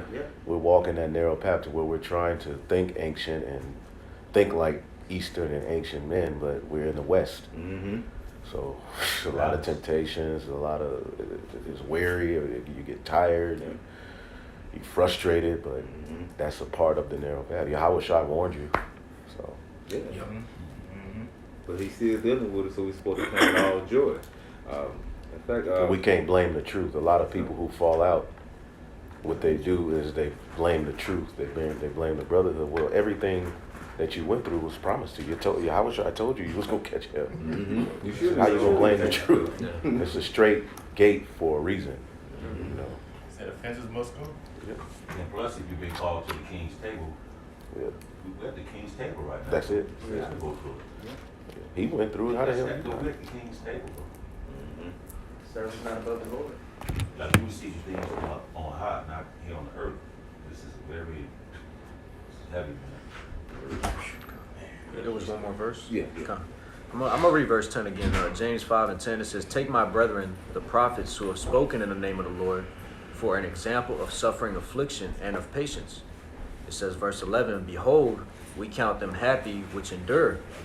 Ye have heard of the patience of Job, and have seen the end of the Lord, that the Lord is very pitiful and of tender mercy." Yeah. So, like I said, right now we listen to Yahweh Shai is on the mercy seat. All right, he giving us a grace period to basically make it, turn our ways into what? Putting off that old man and continuing on that righteous path. Becoming upright. It's a Yashar. Because and you got to think, Job's in the land of a lot of heathens. Where are we in the land of? Mystery daughter of Babylon. We in the land Abraham. Yeah, Abraham. That's because I mentioned earlier. We are in that. They led by example, and now we're follow the ways of our forefathers, The ancient. This is the book of Luke 22:28. Ye are they which have continued with me in my temptations And I appoint unto you a kingdom as my Father hath appointed me. So we talk about the kingdom and about how we want to rule, but as it says in the book of Wisdom of Solomon, you have to desire wisdom first. That's right. And we've received the wisdom in a place where wisdom is rejected. So that makes it that much more of a narrow walk. But you have to continue with Yahweh Shah even in temptation, not just the good part, the fringes, the knowing you an Israelite, and everybody wake, but you got to continue with him all the way to the death. And that's the fight. That's the condition of the battle. Yeah, that'll be a test. You see, like you say, someone bringing forth something like you may have to perish. Somebody may have to want to put you to death. That's gonna be what? Are you tempted to give away, all this that the Lord has gave us? Because like I said, what we're doing, we're restoring our treasures up in heaven. You're gonna basically shun the treasure that you've been storing up all of these years. You know what I'm saying? 5, 10, 15, 20 years, or 30 years. No, you're gonna basically, I'm gonna follow it all the way to the end. That narrow path. We get Sirach 2. Gotcha. This the book of Sirach, chapter 2, and verse 4. Whatsoever is brought upon thee, take cheerfully, and be patient when thou art changed to a lower state. Yeah, so whoever will fall upon you, you know what I'm saying? That, like Job said and told his wife, Job 2 and 10, in 11. How are we going to receive good and not any evil? No, we're going to, if some fall upon you, you receive some adversity, hey, take that full of joy. Hey, the Lord is dealing with me. He's going to see if I'm going to pass this test. I got one more quick one. This this Sirach chapter 1 verse 28. Distrust not in the fear of the Lord when thou art poor, and come not unto him with a double heart. Going into what you're just speaking on, us being optimistic when we get put through these trials and tribulations. Right. Knowing that the Lord can have hope and deliver us out of it. And if he doesn't, if it is his will to have you put to death, be a martyr, then guess what? He's gonna raise you back up. You understand it, what you're part of. That's right. Yep. Which one is more than two? No, I was actually going to mention just to read down to verse 7. Oh, yeah. You already got it. It's the 5th verse. For gold is tried in the fire, and acceptable men in the furnace of adversity. Gold is tried in the fire, So basically, when you try in the fire, what you say, you're putting up all that, you getting away all that dross. Now, you're going to be a part of the dross, or you're going to be purified, you know what I'm saying? Becoming a new man. All right, that's why you can't be double-minded in this thing. Because if you're double-minded, you're going to end up falling more and more into the world. Next thing you know, you're going to be right there with the 2/3. This is Psalm 39. I'm going to read verse 1 to 3. And this particular psalm is a prayer for self-understanding, right? He says, I said, I will take heed to my ways, that I sin not with my tongue. I will keep my mouth with the bridle while the wicked is before me. I was dumb with silence. I held my peace, even from good, and my sorrow was stirred. My heart was hot within me, meaning his mind. King David, man, you go through things and you're pissed off or you're mad, right? So it said, my heart was hot within me. While I was musing, the fire burns. So when you was thinking about it, you going through something and you thinking about it, you just get more pissed off about it, right? Then spake I with my tongue, Lord, make me to know mine end in the measure of my days, what it is, that I may know how frail I am. So even when King David was going through particular things, when I read this the other day, I was like, man, when we go through particular things in our mind, we can be pissed off, we can be mad, we can be hot in our minds about it. But then you really just think about it and understand how how frail and weak we are. Right. Who are we to be, who are we at the end of the day? You know what I'm saying? So it's a prayer for self-understanding and the fact that when you go through particular things, understand the fact that, look, we're nothing. We're really nothing in the eyes of the Lord. Right. You know what I'm saying? So who are we to really be bent out of shape about particular things that we could be going through? You know what I'm saying? Right. That's why it says a prayer of self-understanding. And it said at the beginning, basically he's cautious. He don't just spew out anything when he's going through it, because you may end up blaspheming the Lord. You got to watch what you say when you're going through these certain adversities. I got a precept. This is Sirach 18 and verse 19 in the GNT. It says, know what you are talking about before you speak, and give attention to your health before you get sick. Examine your conscience before the Lord judges you. Then when that time comes, he will forgive you. Humble yourself before you are punished with sickness. When you have sinned, show repentance. What's going on what you were saying? Like, we all sick. You know, we've all sinned. So whatever the Lord puts on us is for, you know, for a reason, right? Whether we know it or not.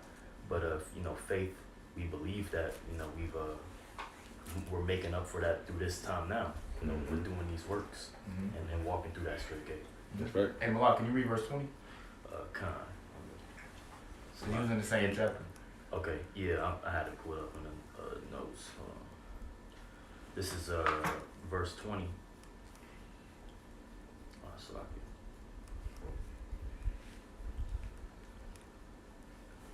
Alright, yeah, verse 20. Examine your conscience before the Lord judges you. Then when that time comes, he will forgive you. You wanted 21? I just read. Verse 20? Okay, yeah. I mean, that was the point. It said before, you know, when you read it in the KJV version of the Parker, it says before judgment, examine yourself. You know, and show, you know, and you know, before judgment, we have to examine what we're doing, what we're saying, everything that we're doing. We got to examine ourselves. You know, before we just start spewing out the mouth, and before we just start just talking. Right. You know, we got to really examine ourselves, and that's and since we're in the book of Job, that's what Job did. You know, Job's wife like, man, curse the Most High and die. You know what I'm saying? And all, you know, Job could have easily been, man, Lord, I ain't do anything, man. I'm innocent. I ain't do nothing. You know, start just talking shit. But what he did, he examined himself. He was like, you know what, shit, maybe I did do something wrong. You know, but hey, regardless of whatever we go through, man, I'm not gonna blaspheme the Lord. Right. You know, whatever I'm going through for a reason. You know, and you just, to the best of our ability, through the help of the brotherhood, through the spirit and power of Yahweh Bashim Shah, you take it on the chin. That's right. And then when you examine yourself, you might be surprised at the answer. Yep. You know what I'm saying? Maybe the Lord decided to work a miracle through you. Maybe you didn't do nothing. Right? Yahweh Shah died for your sins. How many times you gonna beat yourself up about that? Exactly. Maybe he's rebuilding you. You know? So when you take the time to examine yourself, you'll see what it actually is. Because when you ask the Lord questions, he answers them. It might not be right when you want it, but you get your answer. Yeah. You know what I'm saying? So if you in the spirit, you'll get the answer. Come. If you in the flesh, you'll justify yourself and you'll run from the answer. But a lot of times the answer be correction. The Lord is correcting you. So sometimes we don't want to hear that because we in the flesh, we in this earthly walk. But a lot of times we're being judged by the Lord.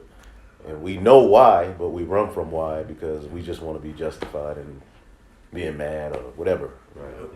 Job considered he probably did something in a past life. That's why he said, whoever perished being innocent. You know, because we know the scripture says he was upright. So you know he had to know reincarnation exists. He had to consider that as well. Yeah. You know? Can I back It's Sirach 32 and 17. It says, a sinful man will not be reproved, but findeth an excuse according to his own will. According to his will, Salakia. So that goes right into what Elder Yashwamba was saying, man. A dude that's not in the spirit, he just want to be justified, so he'll make an excuse for himself. That's right. So when you get tried in that, you finish on that. When you get tried in that fire, you know, that goes into what manner of man you ought to be. You know, are you going to be someone that's going to basically be refined and become, you know, like you said, that pure gold, or are you going to be pulled away and faded and thrown away like the dross? That's being, like you say, a test. I'll continue on. This is Sirach chapter 2 and verse 5. For gold is tried in the fire, and acceptable men in the furnace of adversity. Believe in him, and he will help thee. Order thy way aright, and trust in him. Ye that fear the Lord, wait for his mercy, and go not aside lest ye fall. Yeah, ain't that what Job was doing? Hey, the apostle made a good point. He said Job didn't get emotional. I just want to add that. That's right. You know, he didn't let emotion dictate, you know, his decision making. Right. When he was in that adverse circumstance, you know. Right. Yahweh Shai too is, of course, that's our greatest example today. He really could have been so-called justified before the Father, but he knew the cup that he had to drink. You know. And that shows you all our forefathers, like say Job they wasn't bitch made, you know. They didn't live off emotion. They didn't live off emotion. I got a You know. scripture to give you, brothers. Matthew 13 and 16. Somebody can get it and read it. Y'all brothers can break it down. It's a lot of Matthew 13.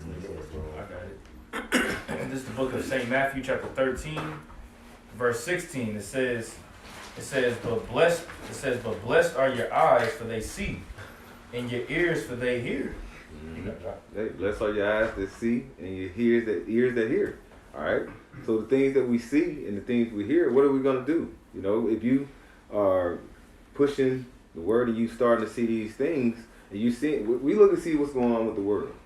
Do we want to dwell and be within the world, knowing through prophecy what we heard what's gonna happen? No, that's why we're all in here. You know what I'm saying? Pushing the word. We're actually studying, showing ourselves approved. You know. We're getting ourselves spiritually prepped for what's to come, you know. And when you go through certain things, you basically refrain from everything you've heard or seen. No, we know our forefathers. We know what's going on. So we go through these certain elements. Like when you going through the elements that you bitch up about it. No, you've heard the word and heard the adversities that are the prophets, you know, before us and everything it went through.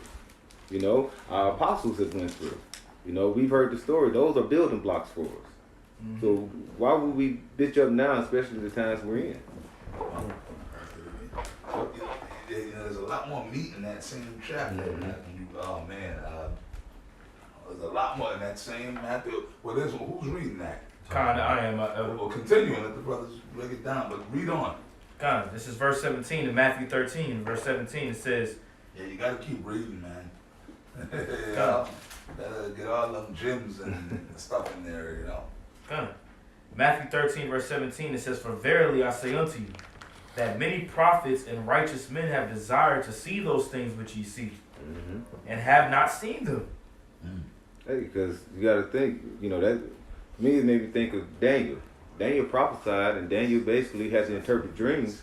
But did Daniel see, like you say, the fourth beast? He didn't even see the Greek or the Romans, you know. But yet he basically interpreted and prophesied about it, you know.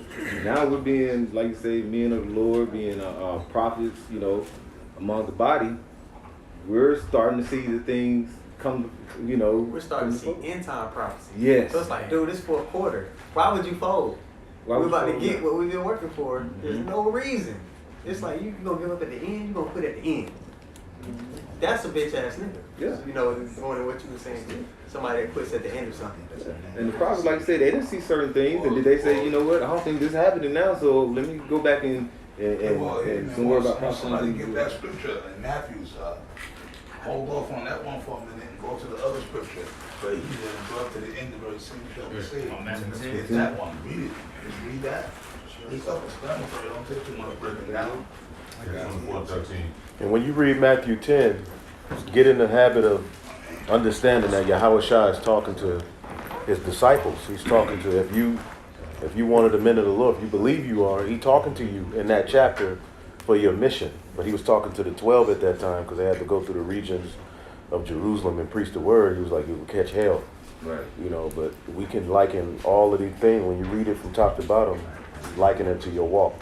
Yeah, it's going into that division, how basically you're going to, you know, be your family, got them as your family. 4:13. Just real quick. That's self-explanatory, bro. God, I guess. No, go ahead. This Matthew Matthew 24. 13 after that. This Matthew 24:13. But he that shall endure unto the end, the same shall be saved. Like I said, that is self-explanatory. He that endure to the end. He'll walk that righteous path to the end and don't waver, okay? Don't become back being double-minded, you know? Keeping that balance. The same shall be saved, you know? Here means to make hard. We gotta prove our worthiness. As gold is tried, that's how you prove the worthiness of that precious metal gold. Right. Through that fire. And that's a mindset of the men of the Lord. Right. The scriptures say clearly they overcame him by the blood of the Lamb and by the word of their testimony, and they love not their lives unto the death. So that's going to be the real test. If you really love your life, you're going to try to save it. Mm-hmm. But if you really don't love your life unto death, you ultimately gonna follow Yahweh Shah to the very end. That's right. You know. That's why the Bible says, "Come boldly to the throne." That's right. Again, I keep saying you get called to the king's table. If you're a king, you got men at your table. You want to test them. You want to see what they're about. Can't nobody weak on it. Can't be no weak link. Anybody a friend, it says prove a friend. Exactly. Anything that called you to the king's table. You know, none of the respect. Hey, that's why it's important that we walk like we've seen the resurrection. Those men that saw that resurrection, when they seen it, it's a reason why they strive till the death. Because they seen the resurrection. Those are key examples in our faith. Walk like you've seen the resurrection. If you've seen the resurrection, ain't nothing going to sway you or turn you to the side, no matter what you're going through. Because you literally seen the Son of Man rise from the dead. That's right. Great examples we had before us. And Scripture says he showed himself openly. So there's particular men on the planet Earth right now that actually are walking the planet Earth in the flesh right now that actually seen Yahweh Shai, gave him a cup of water, talked to him, that seen him after he did resurrect. You know? And Yahweh Shai said himself, at the very end of Matthew 28, he said, "Lo, I'm with you to the end of the world." But Acts, in the first book of Acts, it says that as well. In Acts, the first chapter. Yep. And lo, I'm with you always, even unto the very end. And Yahweh Shah said, well, go teach. You know, just go. Right? We're supposed to be in go mode, man. That's right. With that, we're gonna read Matthew 10. You know, also with that going into basically that division and separation. Remind you of Sirach 2, where it says, "Depart from the unjust, you know, and the iniquity shall turn away from thee." And verse 3 it says, "Cleave unto him and depart not away, that thou mayest be increased at thy last end." So we supposed to basically, yeah. That's the story of Job. Israel, you know. Yeah. Job received double after, you know, going through the adversity, you know what I'm saying? And he still cleaved unto the Lord, even the time that he went through. You know, he kept his integrity. That's right. You say you want Matthew 10 and 22? Or, that was pretty much Matthew 24 that was read. It's the same thing. It's the same thing. That was it. You know, it makes me think like, you know, through the Spirit, like when I went through my issue last weekend, the guy, it's crazy because the Ishkari, he was like, man, you're so calm about everything that just happened. And one thing I told him, I literally told him to his face, I was like, hey, bro, I was ready for it to happen. You know what I'm saying? He was like, man, you're not even mad about it. I was like, I mean, me being mad about it ain't gonna just magically fix the issue. You know what I'm saying? It is what it is. Like, you know, yeah, nah, man, that's heavy. And you being a younger brother, that's heavy, man. The Lord, that shows us that the Lord is increasing you brothers fast. Like things are happening fast now, bro. For the past 10 years, for the past 15 years, I dare say, like the Lord is, you know, the Most High is like his works are unknown, man. Like, what's the scripture? My thoughts are not your thoughts. Somebody read that. Somebody read that, man. This is Isaiah, the 55th chapter, and I believe the 7th. I start at verse 6. Isaiah 55 and 6, all right? It reads, "Seek ye the Lord while he may be found. Call ye upon him while he is near." I see now, you know, there's a lot of people that's not doing that, and there are people that's doing it. Yahweh Shai said what? You shall know them by their fruits. That's the scripture that never leaves my head. I know who the men of the Lord are because I follow the Bible, and I know that the Bible told me what signs to look for, bro. That's right. Simple and plain, that's it. It ain't no whole big long speech. Okay, and that goes into what you're teaching, how you carry yourself, everything. Now, yes, the men of the Lord, we go off, or we will go off, and the men of the Lord will make mistakes. That's what Yahweh Shai is there for. Okay, but overall, yo, the men of the Lord are going to be doing this work. And then also, as far as their behavior with other men of the Lord, like, you know, what did Yahweh Shai say as well? By this the world shall know that ye are my disciples for the love that you have for one another, right? Yahweh Shai said that. So, with that being said, anyways, to go back to the scripture, right? You shall know them by their fruits. the men of the Lord are gonna be pushing the word, bro. Pushing the word in, dealing right with the brothers around them. You know, shit, hey, dealing right with your woman now. Yeah, we curse out the women and all this blase, right? We talk shit about the women, but there is a righteous way to deal with a woman and a wicked way, like, you know, all that, everything. Your children, you know, but we don't ever promote for brothers to go just take your woman and put her on the streets. Y'all know what I'm talking about. Yeah, fuck that. We could pimp the black woman. Nah, man, you can't be doing it, you know? Right. That's wicked. Right? Or whatever. Or even just beating the shit out of your woman for no reason. Because you angry at the black woman. So you just, like, let's say your old lady being cool and you just come to, fuck you, black bitch. I ain't doing that. I don't care. You a black bitch. You know what I mean? Can't be doing that shit, man. Yeah, Howard Shah didn't give us the go-ahead to act like that. Right. Like there's an order, you know. Yeah, man, you can't be doing that. And I'm confident brothers don't be doing that, but then again, that's why we gotta push this out in the videos, because you got some you got some bugged out, simple-minded dudes out there that, you know, they might see, okay, like, you gotta learn how to spiritually extrapolate That's right. the understanding of this truth. You understand what I'm saying? Right. For real. Even in the truth, you brothers got to learn to fucking extrapolate everything. Everything, bro. Even in the truth. Like, you understand what I'm saying? You gotta pray to the Lord to give you discernment on everything. Sometimes there's gonna be points where you're gonna have beef with brothers, and you might certain things you might see your elders do that might, man, and I'm telling you this from experience, man. And it's, you know, like Apostle Gabar did a video. Hey, man, you know, I watch Apostle Gabar, Apostle Ryan videos all the time. Apostle Gabar, of course. You brothers, make sure y'all watch Apostle Gabar's videos, man. Watch Apostle Ryan, the apostles. Watch them videos, man. Watch the videos of the apostles, man. And of course, without saying watch Apostle Gabar, yeah, you goddamn right. I'm gonna promote that. I'm gonna push that. And you know what? Oh, me and the elder Yashawamba was there. And I'm not just saying it because I'm a part of that hierarchy. It's the fucking truth. You understand? Okay.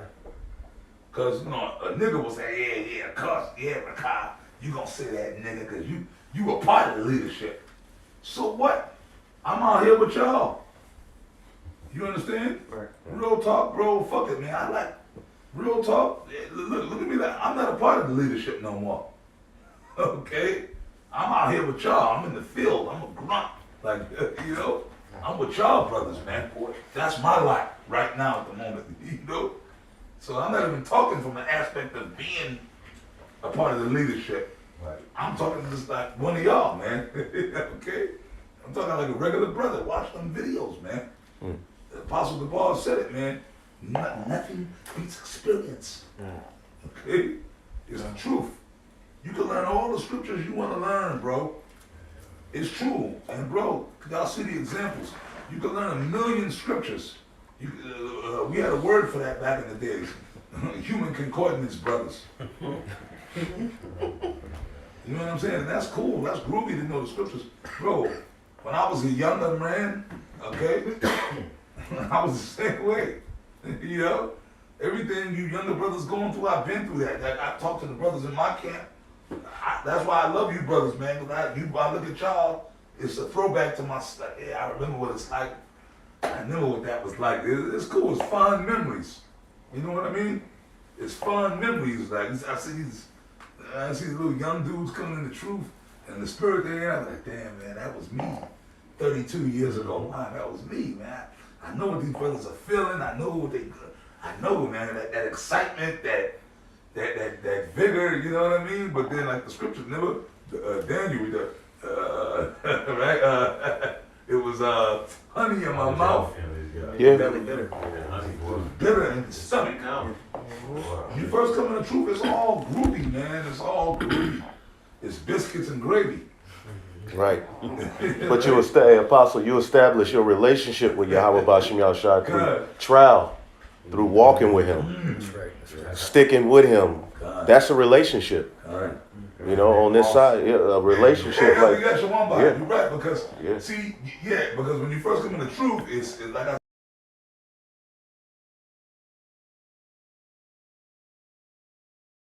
barrel. Right. That shit Yeah. is so good. Gift. The beginning of a relationship is always The fun. honeymoon phase at the beginning. Oh yeah, yeah. When you first get with a new chick. Right, right. It's fun. Oh my goodness, the pussy is so good.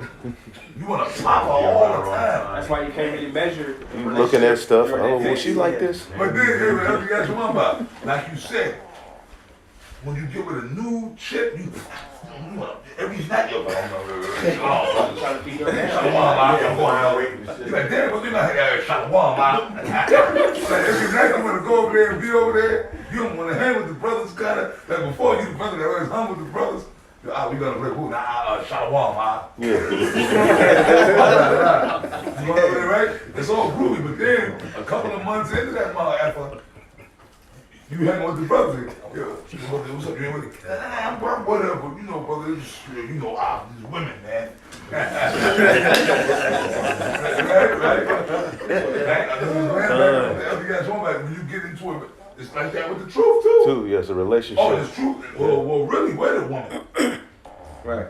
But then, the scriptures, we're the woman of Yahushua, but in the scriptures, in the Solomon, this truth is like a woman. That's right. Yeah. Right. Yes. Sophia. Yes. Y'all go ahead, brother. I'm sorry, I just want to throw that little in there. You want me to finish this Isaiah 55? Yes, why not? This Isaiah 55:7. It says, "Let the wicked forsake his way, and the unrighteous man his thoughts, and let him return unto the Lord, and he will have mercy upon him, and to our power, for he will abundantly pardon." Break it down, man. Yeah, man. Don't look at me. Yeah, I'll break it down. Yeah, man. So when you come into this truth, you empty your cup. They got the karate movies. They say you must empty your cup, and you fill it up with righteous thoughts. You make your movements and your judgment calls based off of what the scriptures say. So that's the becoming a new creature. You know what I mean? So yeah, you gotta put off that old nigga. I remember Elder Yatzizak said when y'all first came in, y'all see, you gotta put that little nigga that was turn y'all call. You gotta put that little nigga away, man. And you gotta step into, that new man that the Lord is calling you to be. That's right. I like that. Yeah, it's true. Leave that nigga at the door. Man, I'm telling you. Yeah. Did you have anything else you wanted? Well, that was about it because I think we was at the end of it, about chapter 1. Yeah. And like I said, when you come into this wasn't our understanding, you become a man with integrity, and basically you deal with, good things you receive as well as the bad, just as Job did, so that all I have. You got to learn how to, everything that happens to you in this truth, you just got to tie it to somehow to the scriptures. Yep. Whether it's good or bad, tie it to the scriptures. That's the only way you're going to get through. That's the comfort. Not being emotional about things that happen, not, being able to thrive in our comforts. You got to be like water in this truth. This truth will present you with all kind of situations that you're going to have to still operate in the spirit, though that's like you in a fight. Right. You in the 12th round, your opponent, this is Satan doing push-ups. Man. Satan ain't tired. Rounds. So you got to learn how to fight tired. Yep. You got to learn how to adjust. You got to learn how to not get hit with the same punch you got hit with in the early in the fight. You got to fight back. You got to fight back. Yeah.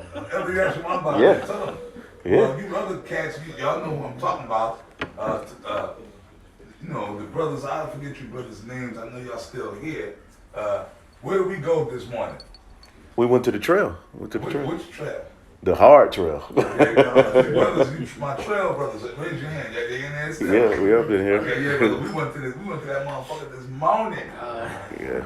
Hey, I told the elder when I got back, I said, bro, we going to the hard trail. Man. Yeah, we went. We're going to double up. Yeah. Because we going tomorrow too, Lord willing. Monster. Yeah, we in the elder got one by ourselves. We went there this morning. And then we went to Ambaratazai. We coming tomorrow with y'all. But that trail for you brothers that know it, that motherfucker. Now, last week I was in Atlanta doing the Stone Mountain. So I've been hitting it. So that's why I came back. I told one mother, look, man, we got to double up. But we did it, right? Yeah, we got the other one buddy, he was kind of dusting me today. That's because I I've been working out. Brother, I've been going hard nonstop. And I did 6 rounds yesterday, but I've been jogging 4 miles every day. I was on Stone Mountain last week. But Elder Wumba, he busted me. Because, you know, my body was kind of like, whoa, kind of trying to catch up. You know, and sometimes, but I said, fuck it, I told him, right? I said, keep going, brother, don't wait for me. But I see him, man. You know, that point, man, it's like a million stairs. It's a trial, yeah, it's a trial. It's a, like, that's a trial by fire. Yeah. Woo. But you got to endure to the end to get back to your car. Yeah. No, I was a little tired today. But then I was like, go, brother. I seen him at the point, you know, brother, that point with them stairs, this seem like stairs to heaven. Yeah. Long way stop stairs. Yeah. The elder guy, one but he's jogging. I said, man, woo, one but done today, baby. He was motivated today. I should have seen him, man. Yeah. I should have seen him, man. We're gonna end the video. That's a trial. Yeah, it's a trial. But I was bringing that up to, it's like the truth. Yeah. Like physical things you can articulate to spiritual matters. The Apostle Paul did. That's the only reason I brought that up. Yeah. You know, that fight. that trail or like that Stone Mountain in Georgia. When you climb it, you're physical. That it's a conquering over the mind and spirit over the flesh. Yep. And that's what it is to walk in this truth. To walk in this truth. Right. That's all. That was the point I wanted to articulate. It's a fight. Yes. And you got to learn, because Jacob, he had a thigh out of joint, but he still wrestled for the blessing. So you already have an example of fighting injured. You got to learn how to fight injured. You got to, you know, when you get emotional, you got to learn how to rebuke wicked thoughts. You got to learn how to do all of that to operate amongst the brotherhood. You're going to have to rebuke wicked thoughts. You're going to have to learn how to deal. You're going to have to learn how to put yourself last. All of these things are a part of the temptation, a part of the walk to get to that, to the kingdom. And I just want to throw this last bit in what you said. You got to learn to rebuke emotional thoughts. Yep. And that means if you got a problem, like, see, that's how you cut Satan. Yep. See, that cuts problems amongst us, the brotherhood. All of us. When I say all of us, all the Israelite camps. Well, look, I'm only concerned with GMS, okay? Because that's who I'm over. Okay, I don't give a fuck about what Zabak and IUIC got going on. Fuck them. Okay, let them kill each other. But as far as Great Millstone is concerned, that's my concern. If you got an issue with a brother, you follow the scriptures, man. That's it. That's the spirit of a bitch, man. Right. If you, whatever it is, and then you instead of confront the brother, whatever it might be. Now, when you confront him and it comes out, if maybe because sometimes maybe we just got demons on us. Like man, I've been listening since I came in here. You brothers going into it. Like sometimes brothers just getting their little feelings and get emotional, and then Satan embellishes on it and works on it. You know, he stirs that pot. But then when you actually go into it, well, what did that brother really do to you? Well, I said at the end it comes down to that black woman demon. I don't know. I just didn't like the way he said that. See? But did the brother say anything wrong? Right. Well, and then you know the scriptures start coming out. What did the brother say? Right. Well, I just felt some kind of way because you being a demon, you being an emotional black woman. See, brother, we got to rebuke the spirit of the nigger woman and the spirit of the white man. Right. That's the truth. Because, you know, I know, man, look, man, especially some of you younger brothers, y'all come out of that fucked up generation of where a lot of brothers were raised up by the black woman. Single parent homes, and we know they go back to Esau. You dig? So it's a fight. Yeah. It's a fight.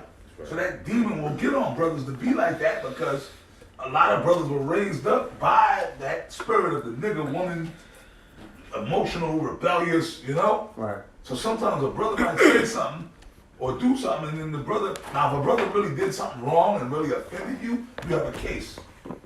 But if it's just, I don't know, I just don't like the way that brother be some of the things he say. But if the things that the brothers are saying is scriptural, right? If anything you say, if it can be backed by the scriptures, then you're not at fault. Right.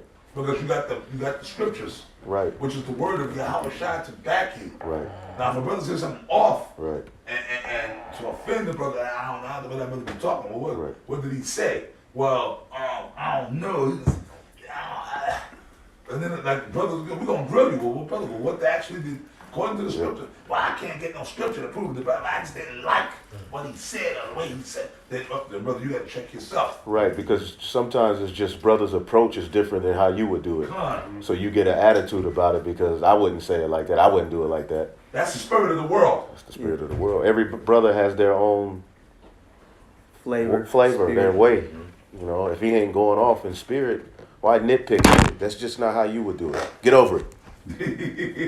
Live to see the next day. You don't got to even bring it up. You can rebuke the thought before it even comes out as an emotion. Hey, one body. I'm sorry, my brother. Bro, a lot of the times you brothers gotta learn. Sometimes brothers gotta learn just to rebuke the. I'm learning back on the Elder Yashua once again at this moment. He said rebuke the thought in your head when it comes. Y'all gotta learn to do that. Sometimes, man, when a demon is, brother, you gotta know Satan when he comes. Y'all gotta learn how to battle on the spiritual playing field, man. This is not physical. This is spiritual, man. You understand? As y'all get along in this truth, y'all gonna see. And sometimes we all gonna fall short. We all gonna get, no matter how much years, we in this flesh. The Apostle Paul said, what? Oh man, this flesh was the demon, man. So we all gonna fuck out and get crazy sometimes, and well, that's why we need Yahweh Shai. That's right. But like as far as other little things amongst the brotherhood, or whatever, man, sometimes, and it, like, come on, man, you brothers, and a lot of you brothers in this room have been around for a minute, I would say. We have some newer, younger brothers, but a lot of you guys in here, most of you guys in here, I've been around for at least, can I be correct, 7, 8 years? Yeah. Right? At least 5 or 6 years, right? You know what I mean? When demons come, after 5 years in the truth, you should know that. That number Satan, man, is trying to get. Remember, Satan gonna try to turn us against each other, man. Satan is really. Hey, the spiritual demon, Satan. How you say when you go to the casino or if you brothers have ever gambled, a loaded deck. It's a loaded deck. Brother, we playing a loaded deck. So say, a brother say something, yo man, fuck you, I rebuke you in the name of Yahweh. That's right. That's right. Yep. Or maybe a brother didn't do nothing. Sometimes a demon will get on you just to, I don't know, how you bucket, I don't know. You just want to be mad. You just want to be mad. I don't like to be mad about the dress. Practice looking hard at it. Good, right? Good. Why the brothers gotta wear them goddamn sneakers? I don't like them. Why the brothers gotta sport? Maybe he ain't right. He in the world, he got Jordans.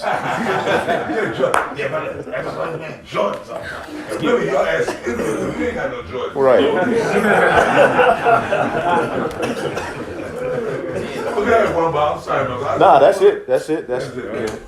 Hey, hey, that's the lesson. Hey, Lord willing, this was edifying, and like I say, we got to keep our integrity because we just mentioned like the spiritual demons. He's out to sift us like he did. What is it, Luke 22 during the time of when Yahweh Shai told Peter. So we still like keep our mind protected, and how do we keep it protected? Stay in the scriptures. You know what I'm saying? And also we have to continue being brotherly. All this comes into what our keeping our integrity, our spiritual moral values, those are our principles. So with that, Lord willing, you was edifying. I'd like to give all praises, glory, and honor to Yahweh Ba'Shem Yahushai Ba'Shem HaKadosh. Double honor to the apostles of Great Millstone. Peace and blessings to Yahakim pushing this word in truth and sincerity. Shalom. Shalom. Wow. Oh.